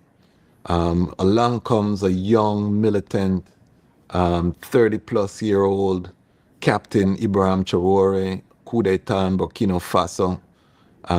The remembrance now of Thomas Sankara arises. A flame is lit on the African continent, and because of social media, this is what we have to emphasize, and the independent media, the narrative that develops is one that rekindles the fire, that Pan-African fire. And there are some key aspects in terms of why I think this is different than what we've seen previously, with the exception of maybe the earliest days of the independence movie as represented by the liberation of Ethiopia in 1941 from Italy, and His Majesty work in terms of the liberation of the 32 states that would become the Organization of African Unity. That liberation process was stymied by the colonialism, and a term that we now call neo-colonialism is born, where... Before you continue far, because you know we're here to teach, please give a brief definition of neo-colonialism for those unaware. So neo-colonialism is tied to neoliberalism, meaning that essentially it's the ownership of a country by foreign powers, but it's primarily financial, meaning that you have foreign corporations that own all of the national resources, that are funding your military, that are bringing in aid, which brings dependence, which wipes out your agricultural sector, making you dependent on foreign inputs for things that are grown locally. So neo-colonialism is the political capture, turning an African state into a vassal. However, we're not doing with boots on the ground and maybe a foreign military in your country. So we exchanged colonialism, which was, a more physical. We had foreign bases, troops. We were training, and a lot of people don't know, for example, that there were millions of African troops that fought in World War II on behalf of the colonial countries, France in particular. The army that liberated Ethiopia were predominantly Kenyans, Ugandans coming from Britain's Foreign Legion forces. It was black man liberating black man. We hear about the generals, Colonel Wingate and these people, but it was an African army. So when we talk about Ibrahim Traore now, we see a leader that not only comes to power, but now begins to reclaim that mineral wealth. So it cuts that neo-colonialism string that's there, the nationalizing of the gold mines, the nationalizing of the uranium and other rare earth metals that are there in Africa being exploited. Cobalt. These things were revolutionary because now we get to the economic heart of neo-colonialism, which is where we failed. Now, what I say about Ibrahim Traore, and I'm still answering the number one question, we're educating along the way, and we're making sure that we paint the context. What I say is that the same things we're seeing with Ibrahim Traore, why it's exciting for us as Rastafari people, is that these were the things we saw with a young Rastafari starting in 1916 when he ascended to the throne of Ethiopia as heir to the throne under Empress Zaiditu. You know, when you talk about the economic Ethiopia reclaiming or asserting its power internationally, when you talk about the mechanization of agriculture, when you talk about the importation of the printing press, controlling the narrative, the media, big up I Never Knew TV and all the independent black media that, you know, are part of this revolution, because my central thesis for my interview today is that we're coming into a golden age of Africa and the Pan-African. You understand? I can't come up to I Never Knew TV and just run my mouth. I have to have a thesis. What am I here talking about? We're headed into a golden age, and Ibrahim Tauore is just a symptom of that unfolding, because they suppressed it, but you couldn't keep it down. One of the key things that we knew he was serious is that the formation of the AES, Association of Sahel States, when they created a development bank.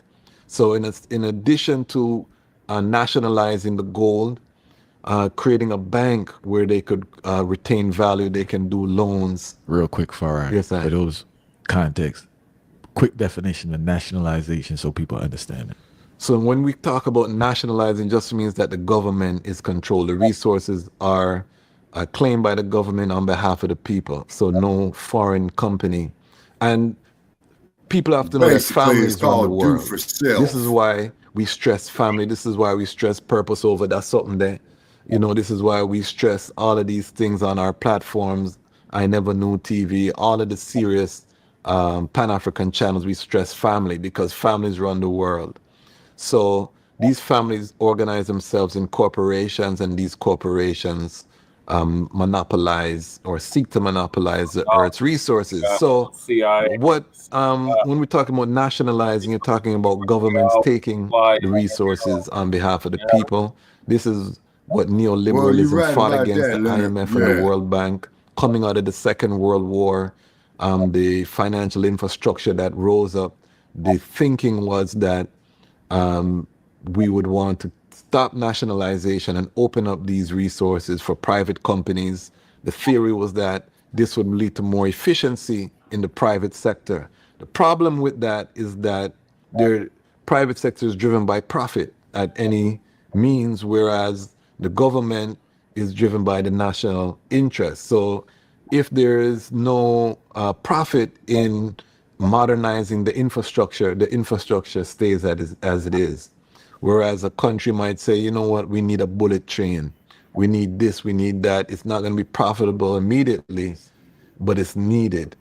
The private sector is not always rapid to do that. The thinking is they will do it because they're keeping competitive. But if you're a monopoly and you buy out the competition and you crush your competitors, then you have no need to modernize. And this is what we see happening in the West, where the infrastructure is falling behind the governments that have a national or a hybrid model in the East. You know what I mean? So when we see what's happening with the Sahel states, usually we get a revolution and then they win the revolution, but then they have to go to IMF and World Bank to get a loan, and that's where the thing popped down. Back in the same You're game. back in the same thing, right. Political capture, you know, the democracy, right. We buy both parties and we play them against each other, all of that foolishness. We've seen that time and time again. We're not short of coup d'etats in Africa.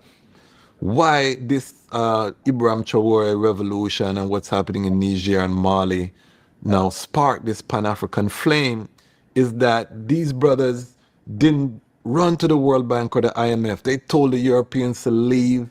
And now with their resources, which they're now selling direct to the market, they have amassed huge amounts of capital. The price of gold is through the roof right now because of the instability of the global fiat currencies, meaning paper money. Paper money is losing value. Gold, the ancient store of value, comes forward. If we look into antiquity, to Africa's golden ages, if we're talking about the golden age in Ethiopia, we're talking about Shanghai, we're talking about Ghana, ancient Ghana, Mali. We see Mansa Musa, who left us so much gold in Kemet, he dropped the value of gold for 2 years. You know what I mean? So much gold let off. So as Africans, gold is our thing. You know what I mean? We're coming forward into a gold age. Right now, as we record this, gold is trading at about 3,500 per ounce. They're saying it's going to go up to as much as 10,000 because of the global instability that is happening right now. Where does that leave the African nations with massive stores of gold? Massive capital. The problem is we used to get that siphon off. It used to go to Canada, it used to go to France. It was financing the Western world. Under the quiet, our mineral resources, and this was uncovered as we took back as they nationalized the resources. They were looking at the books and finding out how much was being siphoned off. They filed court cases, all kind of things are happening that is not reported as widely. But now we're looking at, Ibrahim Tauore didn't buy a Bugatti.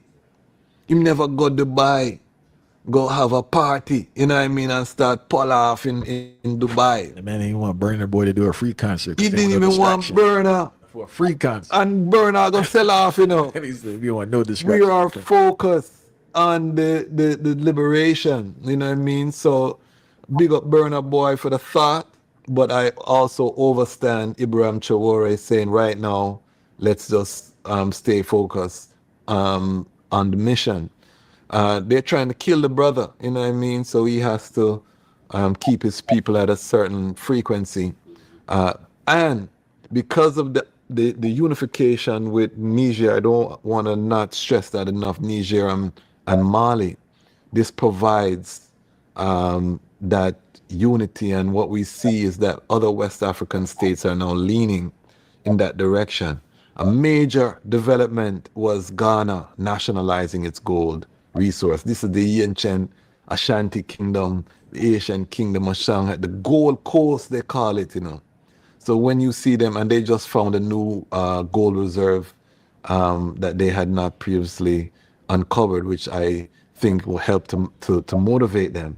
We're getting pennies on the dollar for our resources. If we take it forward, all this that they say we owe in paper money, we can pay that off like nothing because the actual store of value that we have. So in the midst of this golden age, we saw Ibrahim Tauore invest in the mechanization of agriculture, bringing in tractors, not Bugatti, not Ferrari, you know what I mean?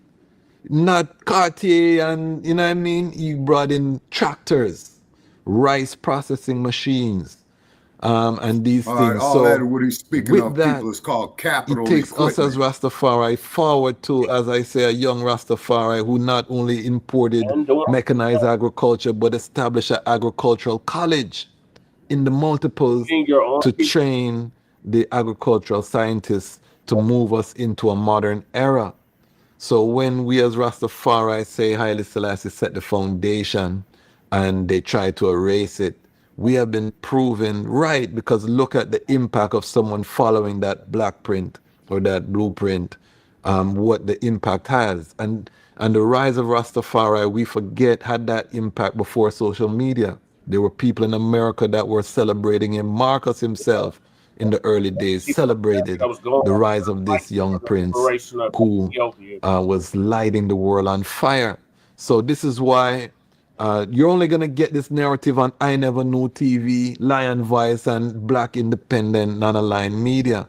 And this is why it's so important what is happening with Ibrahim Tauore, what is happening in the Sahel, because yes, it could, it's going to face great opposition, but they're also now making alliance with Russia. Some of the major BRICS power and BRICS is Brazil, Russia, India, China, and South Africa, which has risen as a major alternative to the Western former colonial powers. So we're in the era of great power struggle again.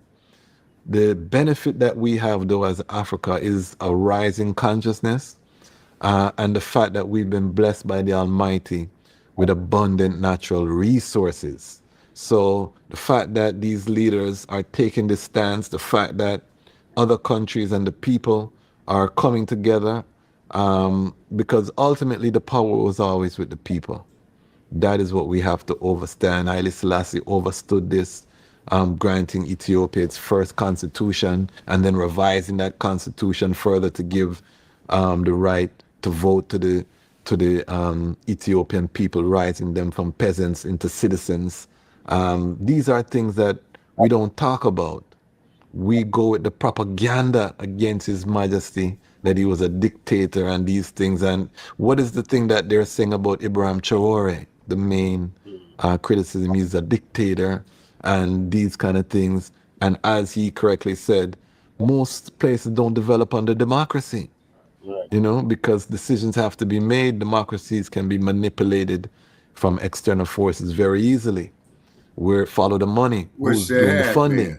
You know, so by cutting off that in this stage of uprising, the fact that the resources are being reinvested, the fact that he's investing in infrastructure, importing road building machines. The French constructed 3,500 kilometers of road. Ibrahim Tauore has a plan to construct 5,000 kilometers of road per year. You see? So these are the reasons, objectively, why we are saying that Ibrahim Tauore is important to the wider Pan-African context, because he puts us forward on the track that was started by His Imperial Majesty within the historical timeline, and that was delayed with the assassination of Patrice Lumumba, coup d'etat with Kwame Nkrumah, that whole campaign that was waged against our Pan-African forefathers. We do have some breaking. Okay, Shabaka, what are your thoughts on what the brother said? Okay, he was absolutely correct in everything that he said. He sees, because this is why they hate us when we advocate, for our self-sufficiency. Okay, Las Vegas has hot days ahead. I just got an weather alert right here. Okay, great news. Okay, so what it is the main fear of these European powers, okay, is our economical independence, our own capital independence, meaning of us producing goods and services for ourselves. You see what I mean? And basically what it is cutting off Africa's dependency on European powers. And this is why in the United States, they want to put such a wedge between us Africans here in the US and Africans on the continent. You see what I mean? The British have been in fear of that. The Spaniards were in fear of that. Damn sure the Dutch were in fear of that. And the United States is in fear of that. You see what I mean? Yeah. Particularly the dumpsters.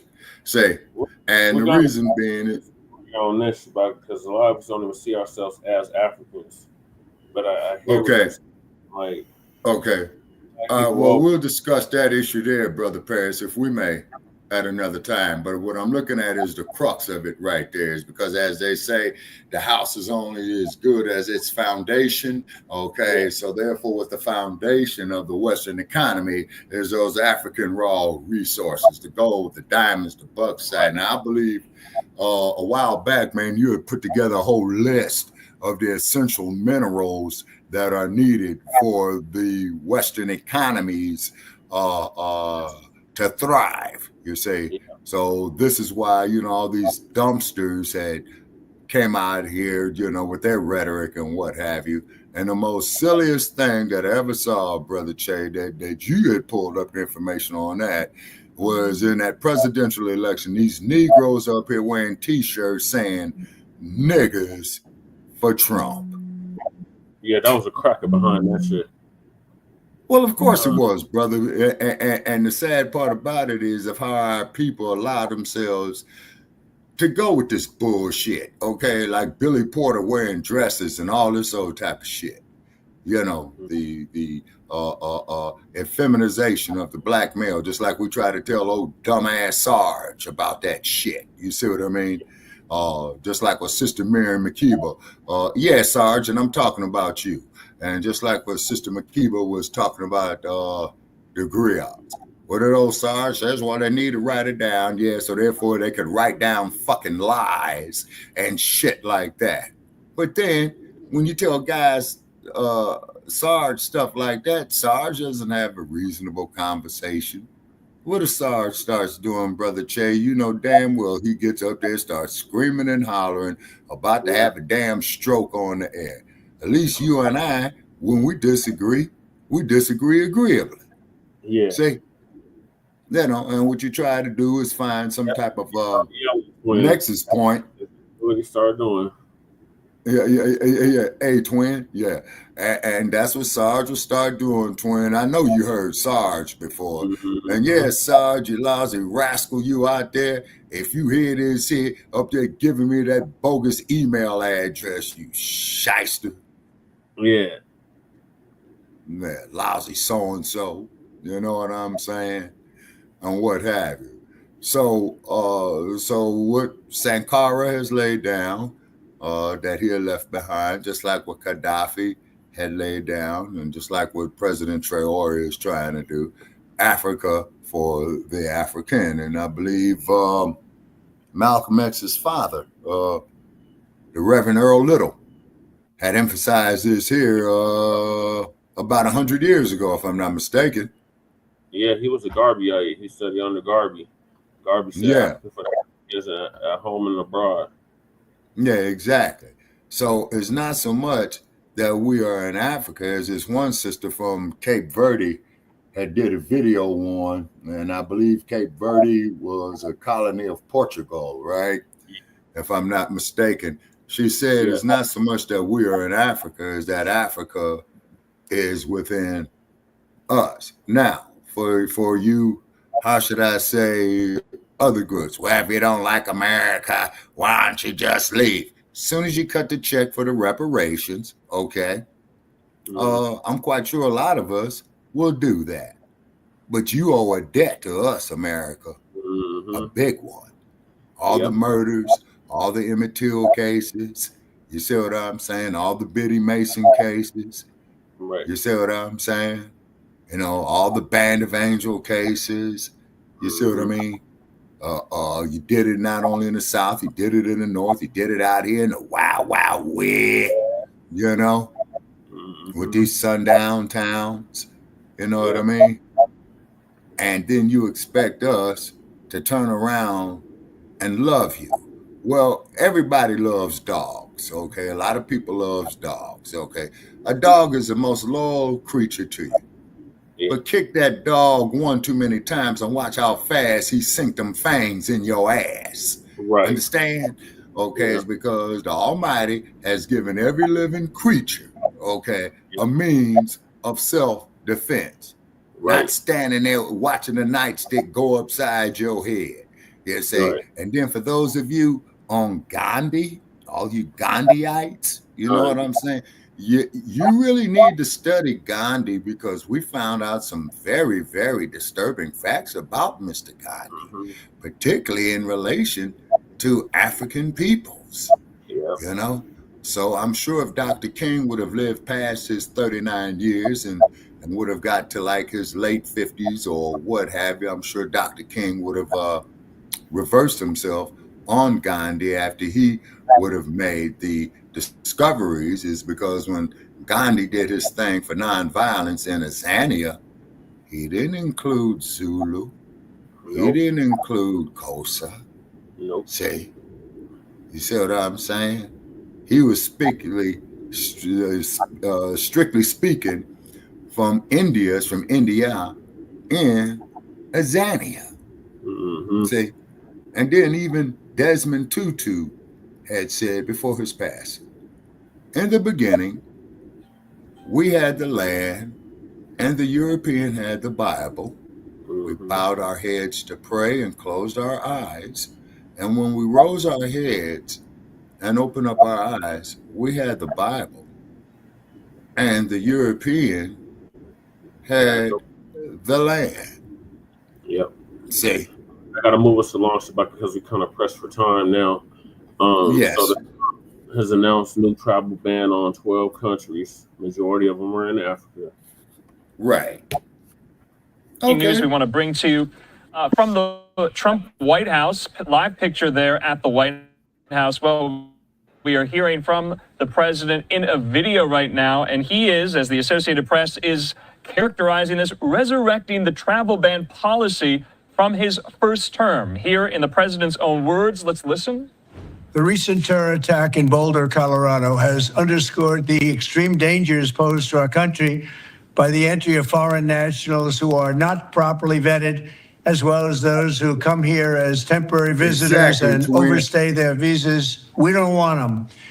In the 21st century, we've seen one terror attack after another carried out by foreign visa overstayers from dangerous places all over the world. And thanks to Biden's open door policies, today there are millions and millions of these illegals who should not be in our country. In my first term, my powerful travel restrictions were one of our most successful policies, and they were a key part of preventing major foreign terror attacks on American soil.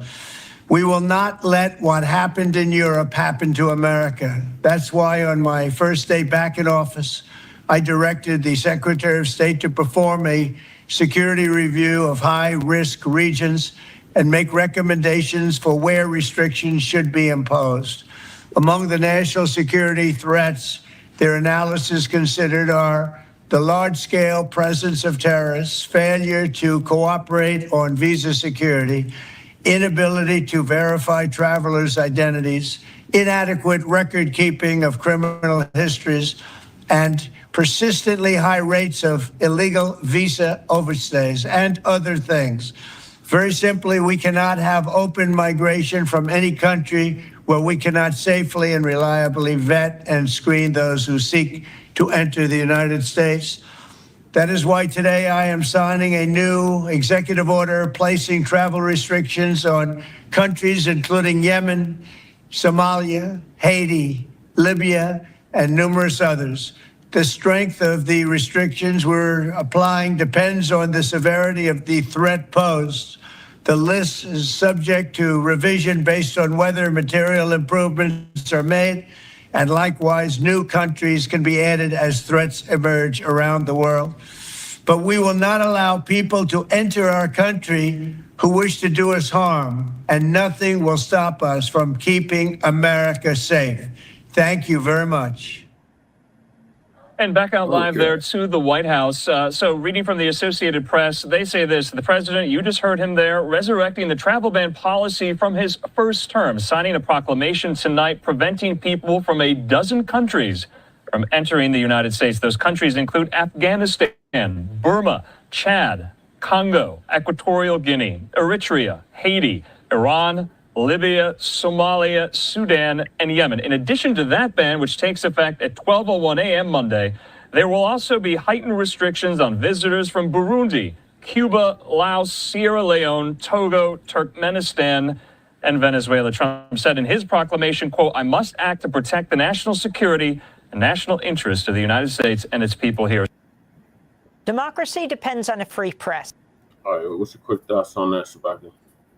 Okay, so therefore, travel bans from Somalia, Haiti, Libya, Sierra Leone, Chad, and the DRC. Togo. Congo. Very, very interesting. Very, very interesting. Okay. So therefore, these individuals from these countries here in the U.S., and of course, these are those of African descent, commonly referred to as black people. It'll be very, very interesting of how this here goes down and whatnot. And then, of course, this is smoke screen where those here in the diaspora, and I don't mean to make a dig towards you, Brother Paris, because I respect your position on what you refer to as FBA's, Foundational Black Americans. How many of them are going to get caught up in this? You know what I mean? Case in point, just like when the Haitians was coming over here, man, and the Texas slave patrollers went out there and was hitting them with whips. So I'm just putting it out there. I don't know. I'm the only thing I'm doing. That happened That didn't happen under the dump. That happened under Biden. So okay, no, that's okay. this about because we are citizens in this country. That has nothing to do with us. That has to do with the diaspora. That ain't got nothing to do with us. We over here, we have dual. We don't have dual citizenship. We have citizenship here in this country.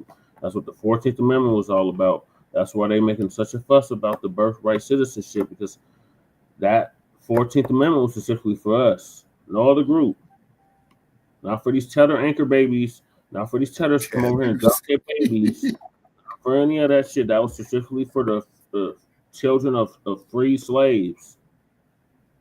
Mm-hmm.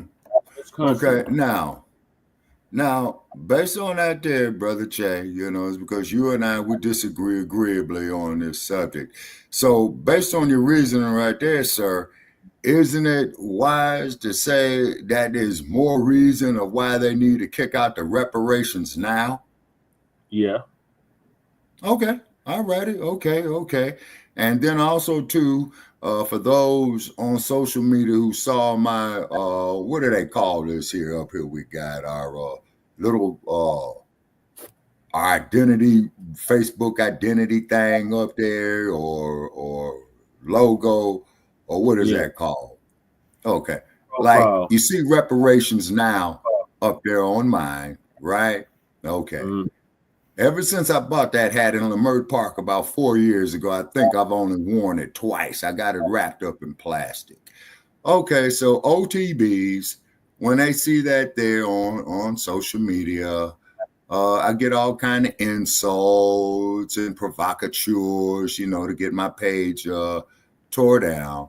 So I no longer engage with these fools, rather black, white, or indifferent. I simply delete and block. Okay. That's what you do to keep your page up, people. Learning from past mistakes. Okay. Delete and block. Okay. And I know it could be very, very most irritating to have some brain dead. Okay. You got two of them. You got the brain dead ass scratcher, number one. Then you got the brain dead Neanderthals. You see, Black family, if you are conscious, when you come across these Neanderthals, simply delete and block. Okay, I've learned the lesson the hard way, and it was explained to me by a Facebook colleague. You know what I mean?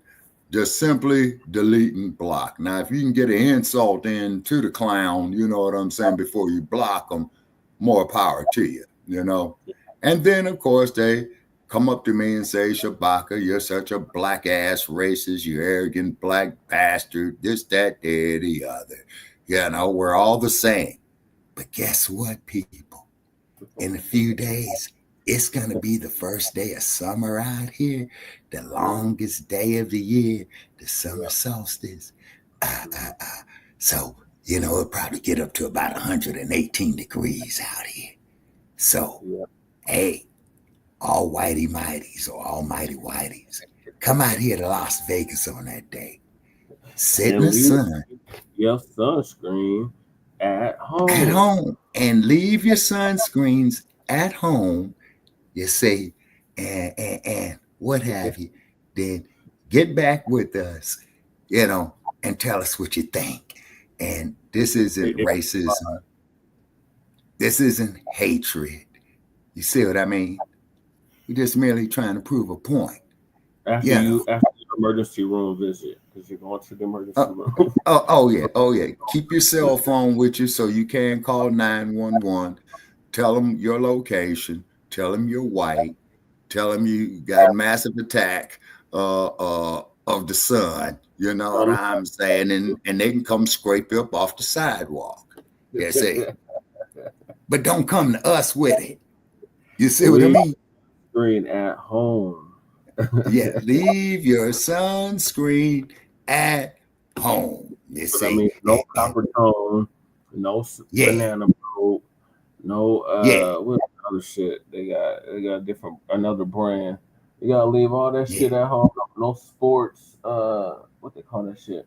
Sports something. You leave that shit at home. Yeah, you see, and then take a picture of yourself, do a selfie, okay, and and get with us. Tell us that we're liars and that we're stupid when we make the point that we are all not the same.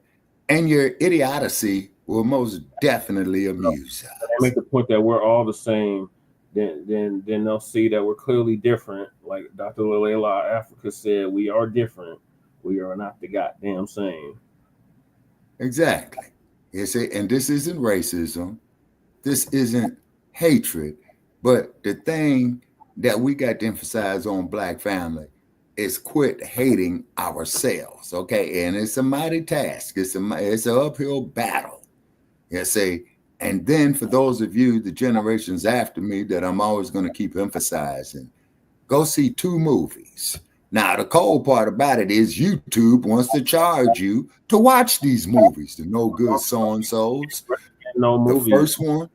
Until you see the rest of Goodbye, Uncle Tom. Okay, I got to finish watching the rest of Goodbye, Uncle Tom, because I'm in the middle part of it. And that there, I have to come to terms with that. And then go see The Imitation of Life, right? Got 2 versions of it. And the other film was called Band of Angels, made in 1957. And the link that should pull you up to it is old Clark Gable. You know what I'm saying? One of early Hollywood's movie actors. Yeah. And they charge you to watch Band of Angels now. Yeah, man. Yeah, the no good so-and-sos. You know what I'm saying? Yeah, so YouTube, boy, they got some shenanigans going on. Yes, and then Sinners on digital platforms now. You can watch it on Amazon. Sinners. Yeah. Okay. Yeah, because somebody had mentioned Sinners to me. When you're bored researching, compare these ladies' pictures with Janis Joplin and free yourselves from the Matrix. Right. Man, okay, now, Yoda. Now, what has Janis Joplin got to do with this? I don't know. CIA, death fakers. Crazy work. Okay, now, hold on. Now, wait a minute. Now, Yoda may have a little something here. Not so much about Janis Joplin, but check out a woman by the name of Jean Seberg, okay? Yeah. Check out a woman by the name of Jean Seberg, who was a movie actress in the 1960s, and she played in a movie called Airport, okay? Yeah, I remember that. And Jean Seberg came up dead and was found stuffed in a trunk in France. Yep. Yeah. So check that out. Band. Amy Goodman's gonna give us an update on what the dump just said. Okay, yeah, she's been coming on for 50 years. Please support our independent journalism at democracynow.org/give. President Trump has signed a new travel ban barring citizens of 12 countries from entering the United States. A similar ban during Trump's first administration sparked major protests at U.S. airports and numerous lawsuits. The impacted countries are Afghanistan, Burma, Chad, Equatorial Guinea, Eritrea, Haiti, Iran, Libya, Somalia, Sudan, Yemen, and the Republic of Congo, which is also known as Congo-Brazzaville, not to be confused with the Democratic Republic of the Congo. New travel restrictions will also be placed on visitors from Burundi, Cuba, Laos, Sierra Leone, Togo, Turkmenistan, as Congo-Brazzaville, not to be confused with the Democratic. So he put the restriction on Congo-Brazzaville, not the Democratic Republic of the Congo. Okay, so therefore, these travel bans, okay, and I'm looking at the African nations, portions of the Congo, Chad, Sudan, Sierra Leone, Libya, Haiti, and Somalia. Okay. Yeah, so they talking about Ilhan, and of course, we do know Somalia and Ethiopia over there in East Africa, the women are hypnotically beautiful. Yeah. I wonder why. She needs to be doing something over there. She's sitting up here talking about she's here to fight for Somalians, but we didn't hire you. They didn't elect you for that. They elected you to do the will of the people in your district, not for Somalia. Okay, so you're talking about Ilhan Omar. Okay. Your ass over Somalia. Okay, so now if I recall, during Biden's, okay, what was this here? The last part of Trump's first regime, then Biden regime where you had the squad, which was Rashida Tlaib, Ilhan Omar, and AOC, and the Congresswoman from Pennsylvania, Ayanna Presley, if I'm saying it right. Ayanna Presley and Cori Bush. Okay. All right. Cori Bush. Yeah, remember Cori Bush? Okay, but all these were women. She is a woman. She was the representative out of Missouri. Oh, okay, out of Missouri. Okay. All right. This is what happens when you get old, folks. You start forgetting shit, and I'm starting to write shit down. You know what I'm saying? You know, keep in mind I'm an old bastard. You know what I mean? Let me lift the video. Okay. Of the Congo. New travel restrictions will also be placed on visitors from Burundi, Cuba, Laos, Sierra Leone, Togo, Turkmenistan, and Venezuela. Trump linked the new travel ban to the recent attack in Boulder, Colorado, when an Egyptian-born man used a makeshift flamethrower and incendiary devices to attack a crowd of people taking part in a weekly walk Boulder, to honor Israeli hostages in Gaza. Trump, however, did not add Egypt to the list. On Wednesday night, the White House released a video of Trump speaking about the ban. Very simply, we cannot have open migration from any country where we cannot safely and reliably vet and screen those who seek to enter the United States. That is why today I am signing a new executive order placing travel restrictions on countries including Yemen, Somalia, Haiti, Libya, and numerous others. For more, we're joined by Baher Azmi. He's legal director for the Center for Constitutional Rights, which challenged the first Trump travel ban, along with other groups. Welcome back to Democracy Now!, Baher. Explain the significance of what President Trump did last night. It's significant on its own, but more so in a continuum with a series of, sort of showcasing almost day by day or week by week some new immigration policy that effectuates their sort of evangelical white supremacist fantasy about this country.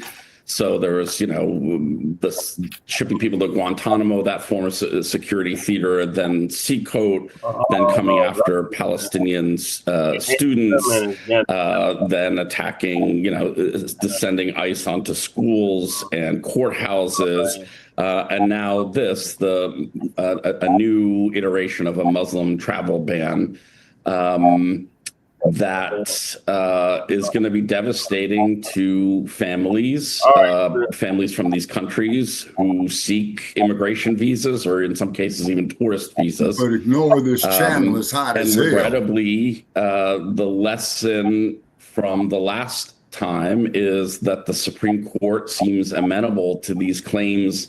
The Supreme Court, and really almost only this Supreme Court, seems amenable to claims of the executive that he has enormous immigration-based authority to, quote, secure the borders or, quote, determine what's detrimental to the United States by excluding people of color. And so, Baher, can you explain, you mentioned the Supreme Court. There was a 2018 decision which people say, legal experts have said, will make this travel ban harder to challenge than the 2017 one. Yeah, unfortunately, I think that's right. So the people will remember the chaos from the first travel ban. It was very, very particularly tied to Muslim majority countries and the chaos it caused in the airports. And virtually all the lower courts determined like what was very obvious to any human being, which is this was discriminatory. It's discriminatory on the basis of religion and national origin, namely excluding Muslims alone, and therefore should violate the Constitution. John Roberts, as he is wont to do, pretends that what's plain to every sentient human being is not actually the case, finds that it wasn't really driven by racial or religious animus, and then invoke the massive authority that this Supreme Court has given the president to, under provisions of the Immigration and Nationality Act, to exclude, quote, aliens, exclude non-citizens, even when it seems very patently on the basis of race or religion. And so, Bahar, can you explain, this particular ban includes exemptions for visa holders and permanent residents. That's unlike the first ban. Do you know why this exemption was put in? Yeah, this is a little bit less legally a little bit less obviously unconstitutional than the first ban. It includes more countries that are not Muslim majority. It permits claims for asylum, exempts lawful permanent residents. And I think it's just an effort to make it a little bit more tailored legally. They perhaps have learned their lesson that they can achieve the shock value and the inflicting trauma on parents and families by doing it in a more tailored way that the Supreme Court would ratify. Democracy Now! Is funded by viewers like you. Please give today at Democracy Now! Like and subscribe to Front Line Blacc News and donate to us. Right. Right. All right, we can't do it no more, man. We can't be giving these people free advertisement no more, man. We sinking. We don't mind sharing their content as long as they share with us, as long as they donate to us. Right. But they're not going to use our platform to advertise their shit. All right, I'm sorry, Brother Che. I was just putting that out there. Well, I mean, we really don't have no control over that for sharing their content. But I hear what you're saying. Mm-hmm. So what are your thoughts on the travel ban? Okay, I believe it's a bunch of BS, okay, is because I notice he's not putting travel bans on European countries that have extreme prejudices toward Black people. He's not putting travel bans on Asian countries that have extreme prejudice toward Black people. This is an Asian country on that list. Let me see. What is it? Okay, all right, because I got here Somalia, Haiti, Libya, Congo, Chad, Sierra Leone, and the Sudan. That's 12. That's not 12. Yeah, well, I was mainly noting the African countries, and I noticed he's got here about the Sudan. Now, as we all know, the Sudan has a very, very, how should we say, active history. You see what I'm saying? And preserving itself, you see. And then also, too, I believe they had a portion of the Sudan that broke off. They became South Sudan. Right. So there's 55 nations opposed to 54 now in Africa. Yes, sir. Nice. Yeah, you see. And then, of course, keep in mind is that we learned here through what we did on President Traore is that you got a lot of these outside Eurocentric forces that add to this division on the continent of Africa, just like brother was saying off there, the Rastafari brother, is that they're saying is they want that gold, that bauxite, that tungsten. It's all about the raw materials off the continent of Africa. Yeah. And then in Trump and his first regime referred to them as shithole countries. And if it wasn't for these shithole countries, the economy of the United States would collapse. Yeah. Correct. And that is a fact. Because we're pressed for time now, so we got Elon Musk. And the dumb feud. And then what we could do, we could make that there our last topic for today, Brother Che, because we know everybody's pressed for time. And then we will postpone Diddy's girl's testimony. Yeah, we'll say that for Frontline Black News. Yeah, okay. And the Kareem Jean-Pierre situation as well. So we got Frontline Black News. Yeah, that's her name, Kareem Jean-Pierre. Special note out there, ladies and gentlemen, she has left the Democratic Party and stated that she is an independent now. Yeah, put her fine ass up there. Let's see what she's talking about with her lovely ass. That's a smoke screen, and she don't like dudes, Shabaka, so you're wasting your time. But she don't what? She's married to a white girl. Married to a what? White girl. You didn't know that? God Almighty. No, I didn't. That's news to me. I'm flabbergasted. Damn. She's another tether too. Ooh, boy. My. So I'm gonna put this. Soon I'm gonna be coming on here saying I'm so confused. Yeah. So this Democratic shield is gonna give us an update. His name is Reese Waters.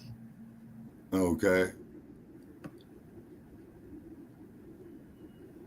You know, I love them both, and I don't like it when mom and dad are fighting. See, this is why you got to be responsible when you fighting in front of the kids. You know what I mean? That can be very traumatizing to them.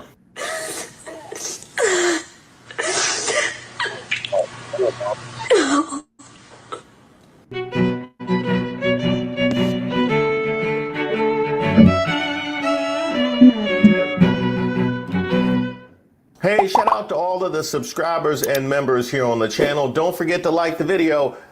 I am Reese Waters, and this is Street Politics. That's right. Hey, y'all lower your voice. He said, what? I come to you a broken man. I'm in complete and utter shock. My 2 billionaire dads are breaking up, and during Pride Month, no less. Oh, God. And breakups are always man. Come on, man. Later Trump for this is on bullshit. the Come Epstein on. list, and no, I don't know who to trust. Oh.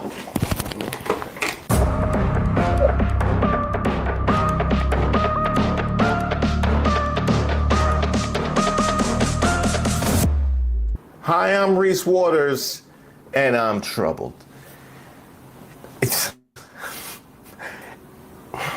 It seems that the inevitable is upon us. Elon Musk and Donald Trump done broke up. Says Elon Musk, without me, Trump would have lost the election. Dems would control the House and the Republicans would be 51-49 in the Senate. Now, Elon Musk, are you trying to claim credit for the man being elected who you claim is incompetent and running the country into the ground? How is that a flex? So we should blame you for all of this? Is that what you saying? You out here sounding like that girl on Maury. He ain't no good, Maury. He don't got no job. He don't stay faithful. He don't help around the house. He is nothing but a sorry man. And how long y'all been together? 15 years this August. That's what you sound like, Elon. Then he gives us with such ingratitude. Now, Trump is not somebody I would expect to show gratitude, being as how that is a human emotion. But at the same time, Elon, last time you saw Trump, you was out here with the bubbles nods. Like, this was you last time we saw Trump, and he put a smiley face on that thing. You should feel some gratitude they didn't call your PO after that happened. I mean, the fact that they didn't test you immediately after you left the Oval Office, I feel like is some ingratitude on your part, if we're being honest. And yes, you are correct. This was the first major breakup during Pride Month. You had me at tax cut. Fight back, Trump! We've done a great job. Elon knew that. Elon endorsed me very strongly. He actually went up and campaigned for me. I think I would have won. Susie would say I would have won Pennsylvania easily anyway. Susie would tell you anything. Susie the one that tell you that them suits fit. Okay, so let's not go what Susie would tell me. Even if the governor ran, the real governor, not the governor from Minnesota, he's a sick puppy, that guy. That poor guy, I feel sorry for him. But they made a bad choice with him. But if you pick Shapiro or anybody else, I spoke to him recently about his house being set on fire, which was terrible. But if they picked him, I would have won Pennsylvania. I won it by a lot. But I'm very disappointed because Elon knew the inner workings of this bill better than almost anybody sitting here, better than you people. He knew everything about it. He had no problem with it. All of a sudden he had a problem, and he only developed the problem when he found out that we're going to have to cut the EV mandate, because that's billions and billions of dollars, and it really is unfair. We want to have cars of all types. Electric, we want to have electric, but we want to have a gasoline, combustion. We want to have different. We want to have hybrids. We want to have we want to be able to sell everything. Wait a minute, Trump. Ain't this you? I love Tesla. Which one did you buy? Hey, Mr. President. I thought you were just selling Tesla. So what you telling me is that the White House Auto Mall is diversifying their stock? That's a solid business choice. Yeah, if you would have made choices like that, you might not have gone bankrupt that many times. I love Tesla. And when that was cut, and Congress wanted to cut it, he became a little bit different, and I can understand that, but he knew every aspect of this bill. He knew it better than almost anybody, and he never had a problem until right after he left. So if you're following, what Trump is saying is he knew I wasn't no good when we got together. You know what I mean? Elon, he got a good point. You knew he wasn't no good. He wasn't working when y'all got together. Okay, he was stepping out on his old lady when y'all got that. How you get him is how you lose him. That's what they always told me. So you can't expect him to all of a sudden become decent because y'all together. And if you saw the statements he made about me, which I'm sure you can get very easily, it's very fresh on tape. He said the most beautiful things about me. And he hasn't said bad about me personally, but I'm sure that'll be next. Hint. That will be next.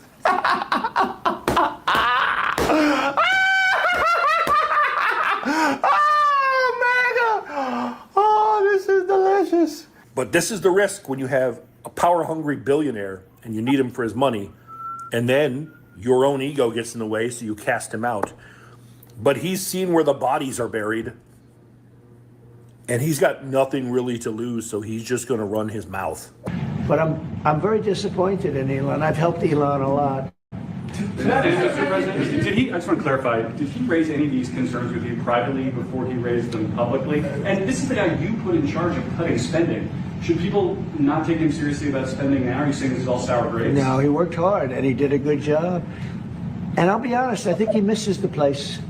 I think he got out there and all of a sudden he wasn't in this beautiful Oval Office, and he's got nice offices too. But there's something about this one. I was telling the Chancellor, this is where it is. People come in here, even from Germany. They come in and they walk into the Oval Office, and it's just a special place. It's, you know. Yes, that is true. People have enjoyed themselves in the Oval Office all the way from South Africa to Canada. They have come in and embarrassed our entire administration. That one is true. That one is true. World War I, it started and it ended here, and World War II, and so many other things. Everything big comes right from this beautiful space. It's now much more beautiful than it was 6 months ago. A lot of good things are happening in this room, and I'll tell you, it's not. Man, he's not is the this first. dude on dope? People leave my administration, and they love us, and then at some point they miss it so badly, and some of them embrace it, and some of them actually become hostile. I don't know what it is. It's sort of Trump derangement syndrome, I guess they call it, but we have it with others too. They leave, and they wake up in the morning, and the glamour's gone, the whole world is different, and they become hostile. I don't know what it is. Someday you'll write a book about it and you'll let us know. Now that is a city boy if I have ever heard one. No, that ain't true what they said. No, because they just missed that thing. They missed that thing, you know what I mean? Because I put it on them And then once they don't have it, then they just get crazy and they will say anything. So that's really what that's about. I mean, even though obviously, you know, people get out of relationships, they don't always say the terrible things that they say about me, but that's just because they just be so in love. You know, that's all that is. And it'd be all kind of different people, you know. Elon, you gonna take that? Are you really gonna take that? Elon retweets this post. What a waste of time by our president. Rather than making this about Elon, he should simply make clear the conditions under which this bill will reduce the deficit, to how he will create those conditions. He was elected to lead, not fight with citizens. Oh, so he's a citizen now. Gotcha, he's a citizen. That's funny because when Trump attacks regular citizens, you know, the kind that never had access to our private data or anything of that nature, that's always been fine. That's never been a problem when he's attacked other regular citizens, not even on X, not even to Elon Musk. Now, all of a sudden, it's an issue because he's attacking a citizen. I got it. Now, he wasn't done, by the way. If you thought he was done, he was not. Yeah, Truth Social was hot. One of the things they tell you when you just gotta have a breakup is to just leave your phone, like turn your phone off, because you don't want to post something that you might regret. But that's if you are in the relationship. If you are a bystander, what you want to do is give people direct access so they can post things like this. Elon was wearing thin. I asked him to leave. I took away his EV mandate that forced everyone to buy electric cars that nobody else wanted, that he knew for months I was going to do, and he just went crazy.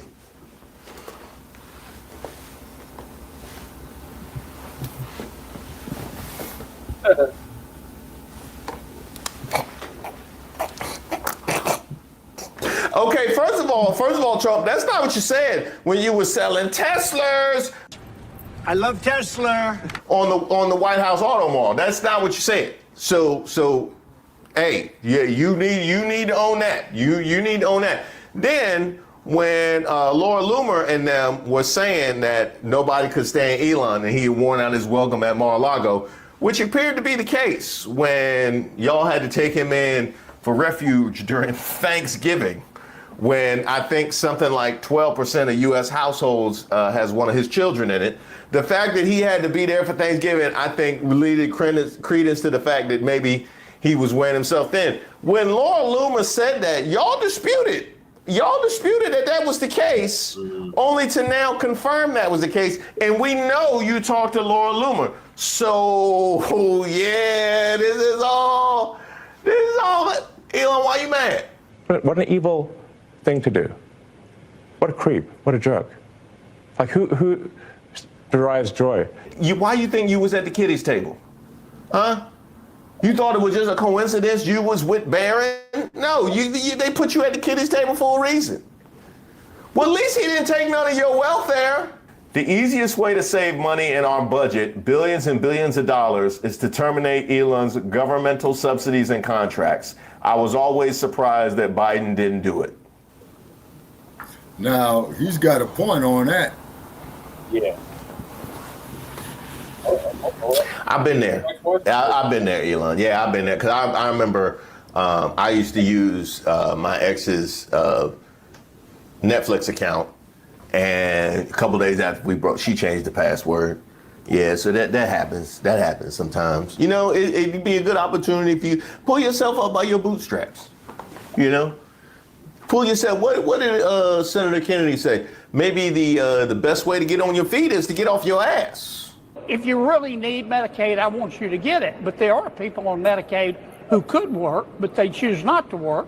And sometimes the best way to get back on your feet is to get up off your ass. What an evil thing to do. Okay, when you say choose not to work, are you talking about working for somebody else, motherfucker? Oh, he wasn't taking that sitting down. This was both in the International Space Station and simultaneously provide no way to safely deorbit it. He says, this just gets better and better. Go ahead, make my day. You quoting old movies now? Is that what you base your personality on? Hollywood. Because that would make a whole lot of sense with Chainsaw and the whole Dark MAGA thing with the cape. That would make a whole. You watch movies and then you take that in. Okay, that now this is all. Yeah. Well, look, I got a bootleg of Waiting to Exhale, just about getting back on your feet. That might be helpful. You just confessed to Started that damn company without me. Hell, I worked my ass off. I mean, I got a master's degree in business, and there I was his secretary. Not gonna cry. That's on the soundtrack. Here, Elon posts, "Where is the man who wrote these words? Was he replaced by a body double?" Oh, he pulling up receipts on Trump. Cannot believe the Republicans are extending the debt ceiling. No member of Congress should be eligible for re-election. Now here is the double-edged sword of pulling up receipts. And let this be informative, to the people, instructive to everybody that's watching. You pull up receipts on your ex, and what you assure is mutual destruction. Because while at the one instance you are indicting your ex, but also those were all things that were perfectly fine until y'all broke up. You know what I mean? It was all perfectly fine till y'all broke up. Yeah.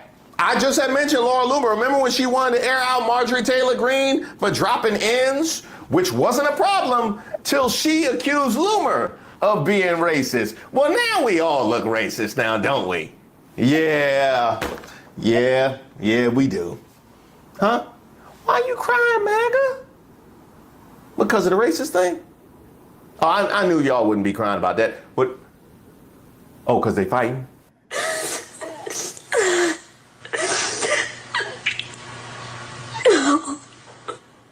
What makes people all over America break down and cry like this? Call 1-900-9099-CRY and hear it for yourself. $2 for the first minute, 45 cents each additional minute. If you're under 18, ask your parents before you call. 1-900-9099-CRY. See, this is why you got to be responsible when you fighting in front of the kids. You know what I mean? That can be very traumatizing to them. I love them both, and I don't like it when mom and dad are fighting. But now the kids all conflicted, don't know which way to go. I know Byron Donald's going to stay with his daddy, but that don't necessarily speak to everybody else. Look, I think politically, he will continue to be a problem for Republicans. And let's talk about what these offsets are. Morally and politically, these are very tough things for many Republicans to defend. Slashing Medicaid, it's not just waste and fraud here. Millions of people who deserve legally to be on Medicaid will get kicked off of their health insurance. When we're talking about the Doge cuts, Elon Musk did not find widespread waste, fraud, and abuse. He did not reach his big 1 trillion number. What he did was get a lot of veterans fired. He's shut down USAID, which around the world helps the most vulnerable people. And by the way, you know what country's doing that now that we're not? China. They are filling that vacuum. So Elon Musk standing up there with a chainsaw, talking about the average patriotic Americans who have served their country in the federal government across the country, not just in Washington, working for national parks, working for the Veterans Administration. That is a political message Republicans are going to have to continue defending, and that is a very difficult one, Shannon, and that's part of why Elon's leaving, but they're going to have to keep owning that all the way through the midterms. Oh, and some food for thought as they ponder this question. Trump has 3.5 years left as president, but I will be around for 40 plus years. Now, one thing I can say though, Elon, that bothers me about this whole thing is I called out the MAGAs when they would criticize you and absolve Trump when Trump is the one that empowered you. You being the one that empowered Trump because it was a symbiotic relationship. You can't absolve yourself of the things that you are now criticizing him of, not to mention the fact that you have your own legacy to contend with now, don't you? I was just here discussing that. In a New York Times column, titled, quote, Elon Musk's Legacy is Disease, Starvation, and Death. Michelle Goldberg reports Brooke Nichols, an associate professor of global health at Boston University, has estimated that these cuts have already resulted in about 300,000 deaths, most of them of children, and will most likely lead to significantly more by the end of the year. This is what Musk's foray into politics accomplished. If there were justice in the world, Musk would never be able to repair his reputation, at least not without devoting the bulk of his fortune to easing the misery he's engendered. Musk's sojourn in government has revealed severe flaws in his character, a blithe, dehumanizing cruelty, and a deadly incuriosity.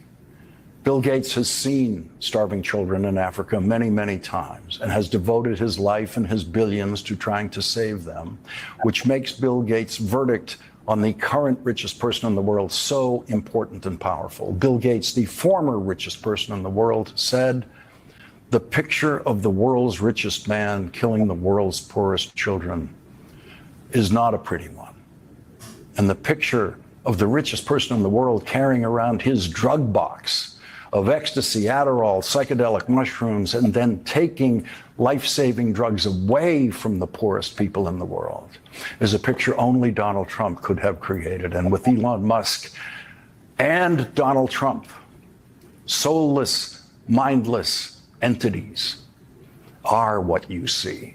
But when it comes to the issues with this particular bill, you made a lot of noise about how you're not mad about the EV credits, and you even posted video where you said that you were okay to give up the EV credits, and you actually felt like they should be taken away. But nowhere in your objection to the bill is anything resembling love, affection, empathy, or any amount of humanity for your fellow citizens. Literally none. We didn't know exactly how it was going to end, but we knew something like this was coming. And now that it's here, I have only one piece of advice for you. Do not let anyone rob you of the savory deliciousness of the moment and the memory you first saw Elon Musk call Donald Trump's big, beautiful bill a massive, outrageous, pork-filled, disgusting abomination. I mean, there's breaking up with someone in a way that leaves them some dignity, and then there's buying their childhood home, bulldozing it to the ground, and then in the spot where their bedroom once sat, erecting a 200-foot flashing billboard with 4,000-point font that reads, "A daft prick once lived here, and that daft prick is now emotionally defeated and single." Now, I do have to caution you, this does not mean that Elon Musk found a soul, because he hates this disgusting abomination, talking about the bill, not the president, for all of the wrong reasons. He doesn't hate it because it would potentially leave 8 million Americans without health insurance, because it would protect Trump appointees from contempt charges when they ignore judges, because it would ban states from regulating AI for 10 years. And he doesn't hate it because it would prevent federal funds from going to Planned Parenthood to provide critical healthcare services to Americans. So he hates it because it doesn't cut enough. He wants social misery and economic misery. Of course, we should obviously welcome the animosity toward Trump, but no, we should not mistake it for Elon Musk finding his way to the light. He is still just as bad as ever, maybe worse, but this time it's different bad. And sometimes different bad is kind of good. Which leads me to the other 3 reasons in Axios' 4 reasons Musk attacked Trump's big, beautiful bill. So we're going to great lengths to deny that it had anything to do with the vehicle tax credit, which leaves us at Musk was working at the White House as what's called a special government employee and had discussed trying to stay in that role beyond the 130-day time limit set by statute for the unpaid advisory position. But ultimately, White House officials said he couldn't keep serving in that capacity. Then there's that you wanted the Federal Aviation Administration to use your Starlink satellite system for national air traffic control, but the administration balked at it because of the appearance of a conflict of interest and for technological reasons. You can't have air traffic control just run off satellites. Then the final straw for Musk appeared to come Saturday night when Trump abruptly announced he was withdrawing the nomination of Jared Isaacman, a Musk ally, to be NASA administrator. So if we're scoring from home, not only do you have the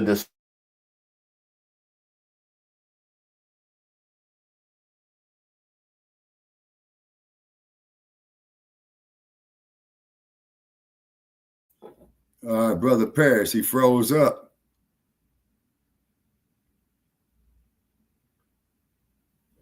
Brother Che. Okay, ladies and gentlemen, okay, it appears that we ran into a glitch again, okay? So we're gonna remain here a few minutes. Is sadly and grossly on brand. Somehow we've decided in America that innovation and money replaces or obviates or excuses depravity. Cutting off aid to HIV positive mothers, deciding what veterans should get benefits, cutting off SNAP payments, which have shown to have a positive net return when people run out of money for food at the end of the month. I mean, I think one of the wonderful things about being an American, and quite frankly, for me, what it means to be a man and what I try to teach my boys is the whole point of prosperity is such that you can protect people. And I think the two of you are more impressed with Mr. Musk than I am. I think if somebody is making Nazi salutes, if somebody is being sued concurrently by two women for sole custody of their child because that person has not spent any time with that child, when someone is so severely addicted to drugs they can't get their shit together to show up to the White House without looking exceptionally high, I don't think that's the right role model for young men. So what I would ask to all of us is look at what money has done to us. That if someone can land a rocket on metal scissors or create a great AV, he's a genius. He's the wealthiest man in the world. But does that mean we should excuse depravity? Does that mean, unlike Bill Gates, he's not using his billions to help people? He's not planting trees, the shade of which he won't sit under? I think this is an individual who has literally come off the tracks, who is rabidly addicted to drugs, and is using his immense power to get people elected, and that too many of us excuse what is abhorrent behavior. I think his legacy is not going to be an EV or putting rockets into space. I think it's going to be unnecessary death, disease, and disability of the world's most vulnerable. That is not what it means to be an innovator. It's not what it means to be an American. It's not what it means to be a man. Shout out to Professor G. Scott Galloway for that unbelievable promo on Elon Musk, leaving everybody speechless, and I can't disagree with a single word. Now, we are left in a moment where, you know, there's two sides to every story. There's his side, and there's the truth. But the good thing is that everything that's been said is relatively... Say what now? Time to drop the really big bomb. Real Donald Trump is in the Epstein files. That's the real reason they have not been made public. Have a nice day, DJT. Boy, ain't no way, boy. Boy, ain't no way, boy. Boy, ain't no way, boy. Boy, ain't no way, boy.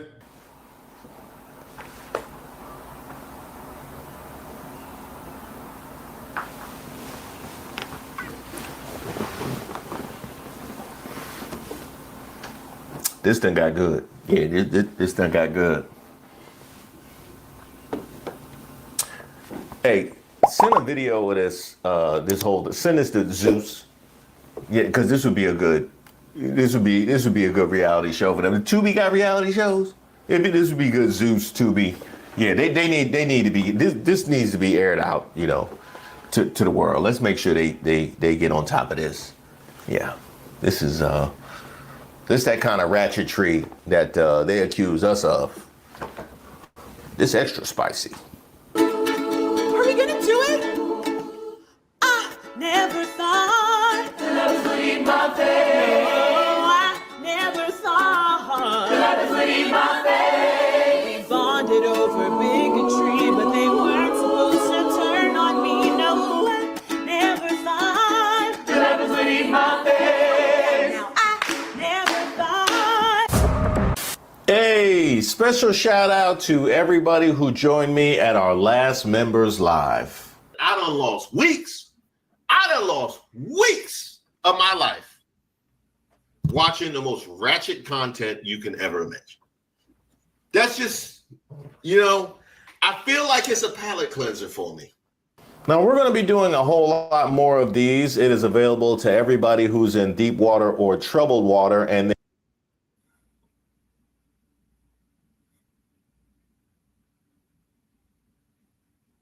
All right. All right, Shabaka, we wrapping this up. All right, so what is your closing statement? Okay, well, you know, Trump, Musk, you know what I'm saying, whatever they got going on, you know what I mean? Both of them are rich, and I don't know if it's for show or not. You know, who knows? They might be having a legitimate breakup, probably, and only Lord knows is that due to their spat. How is this going to affect other people's lives with this social media technology?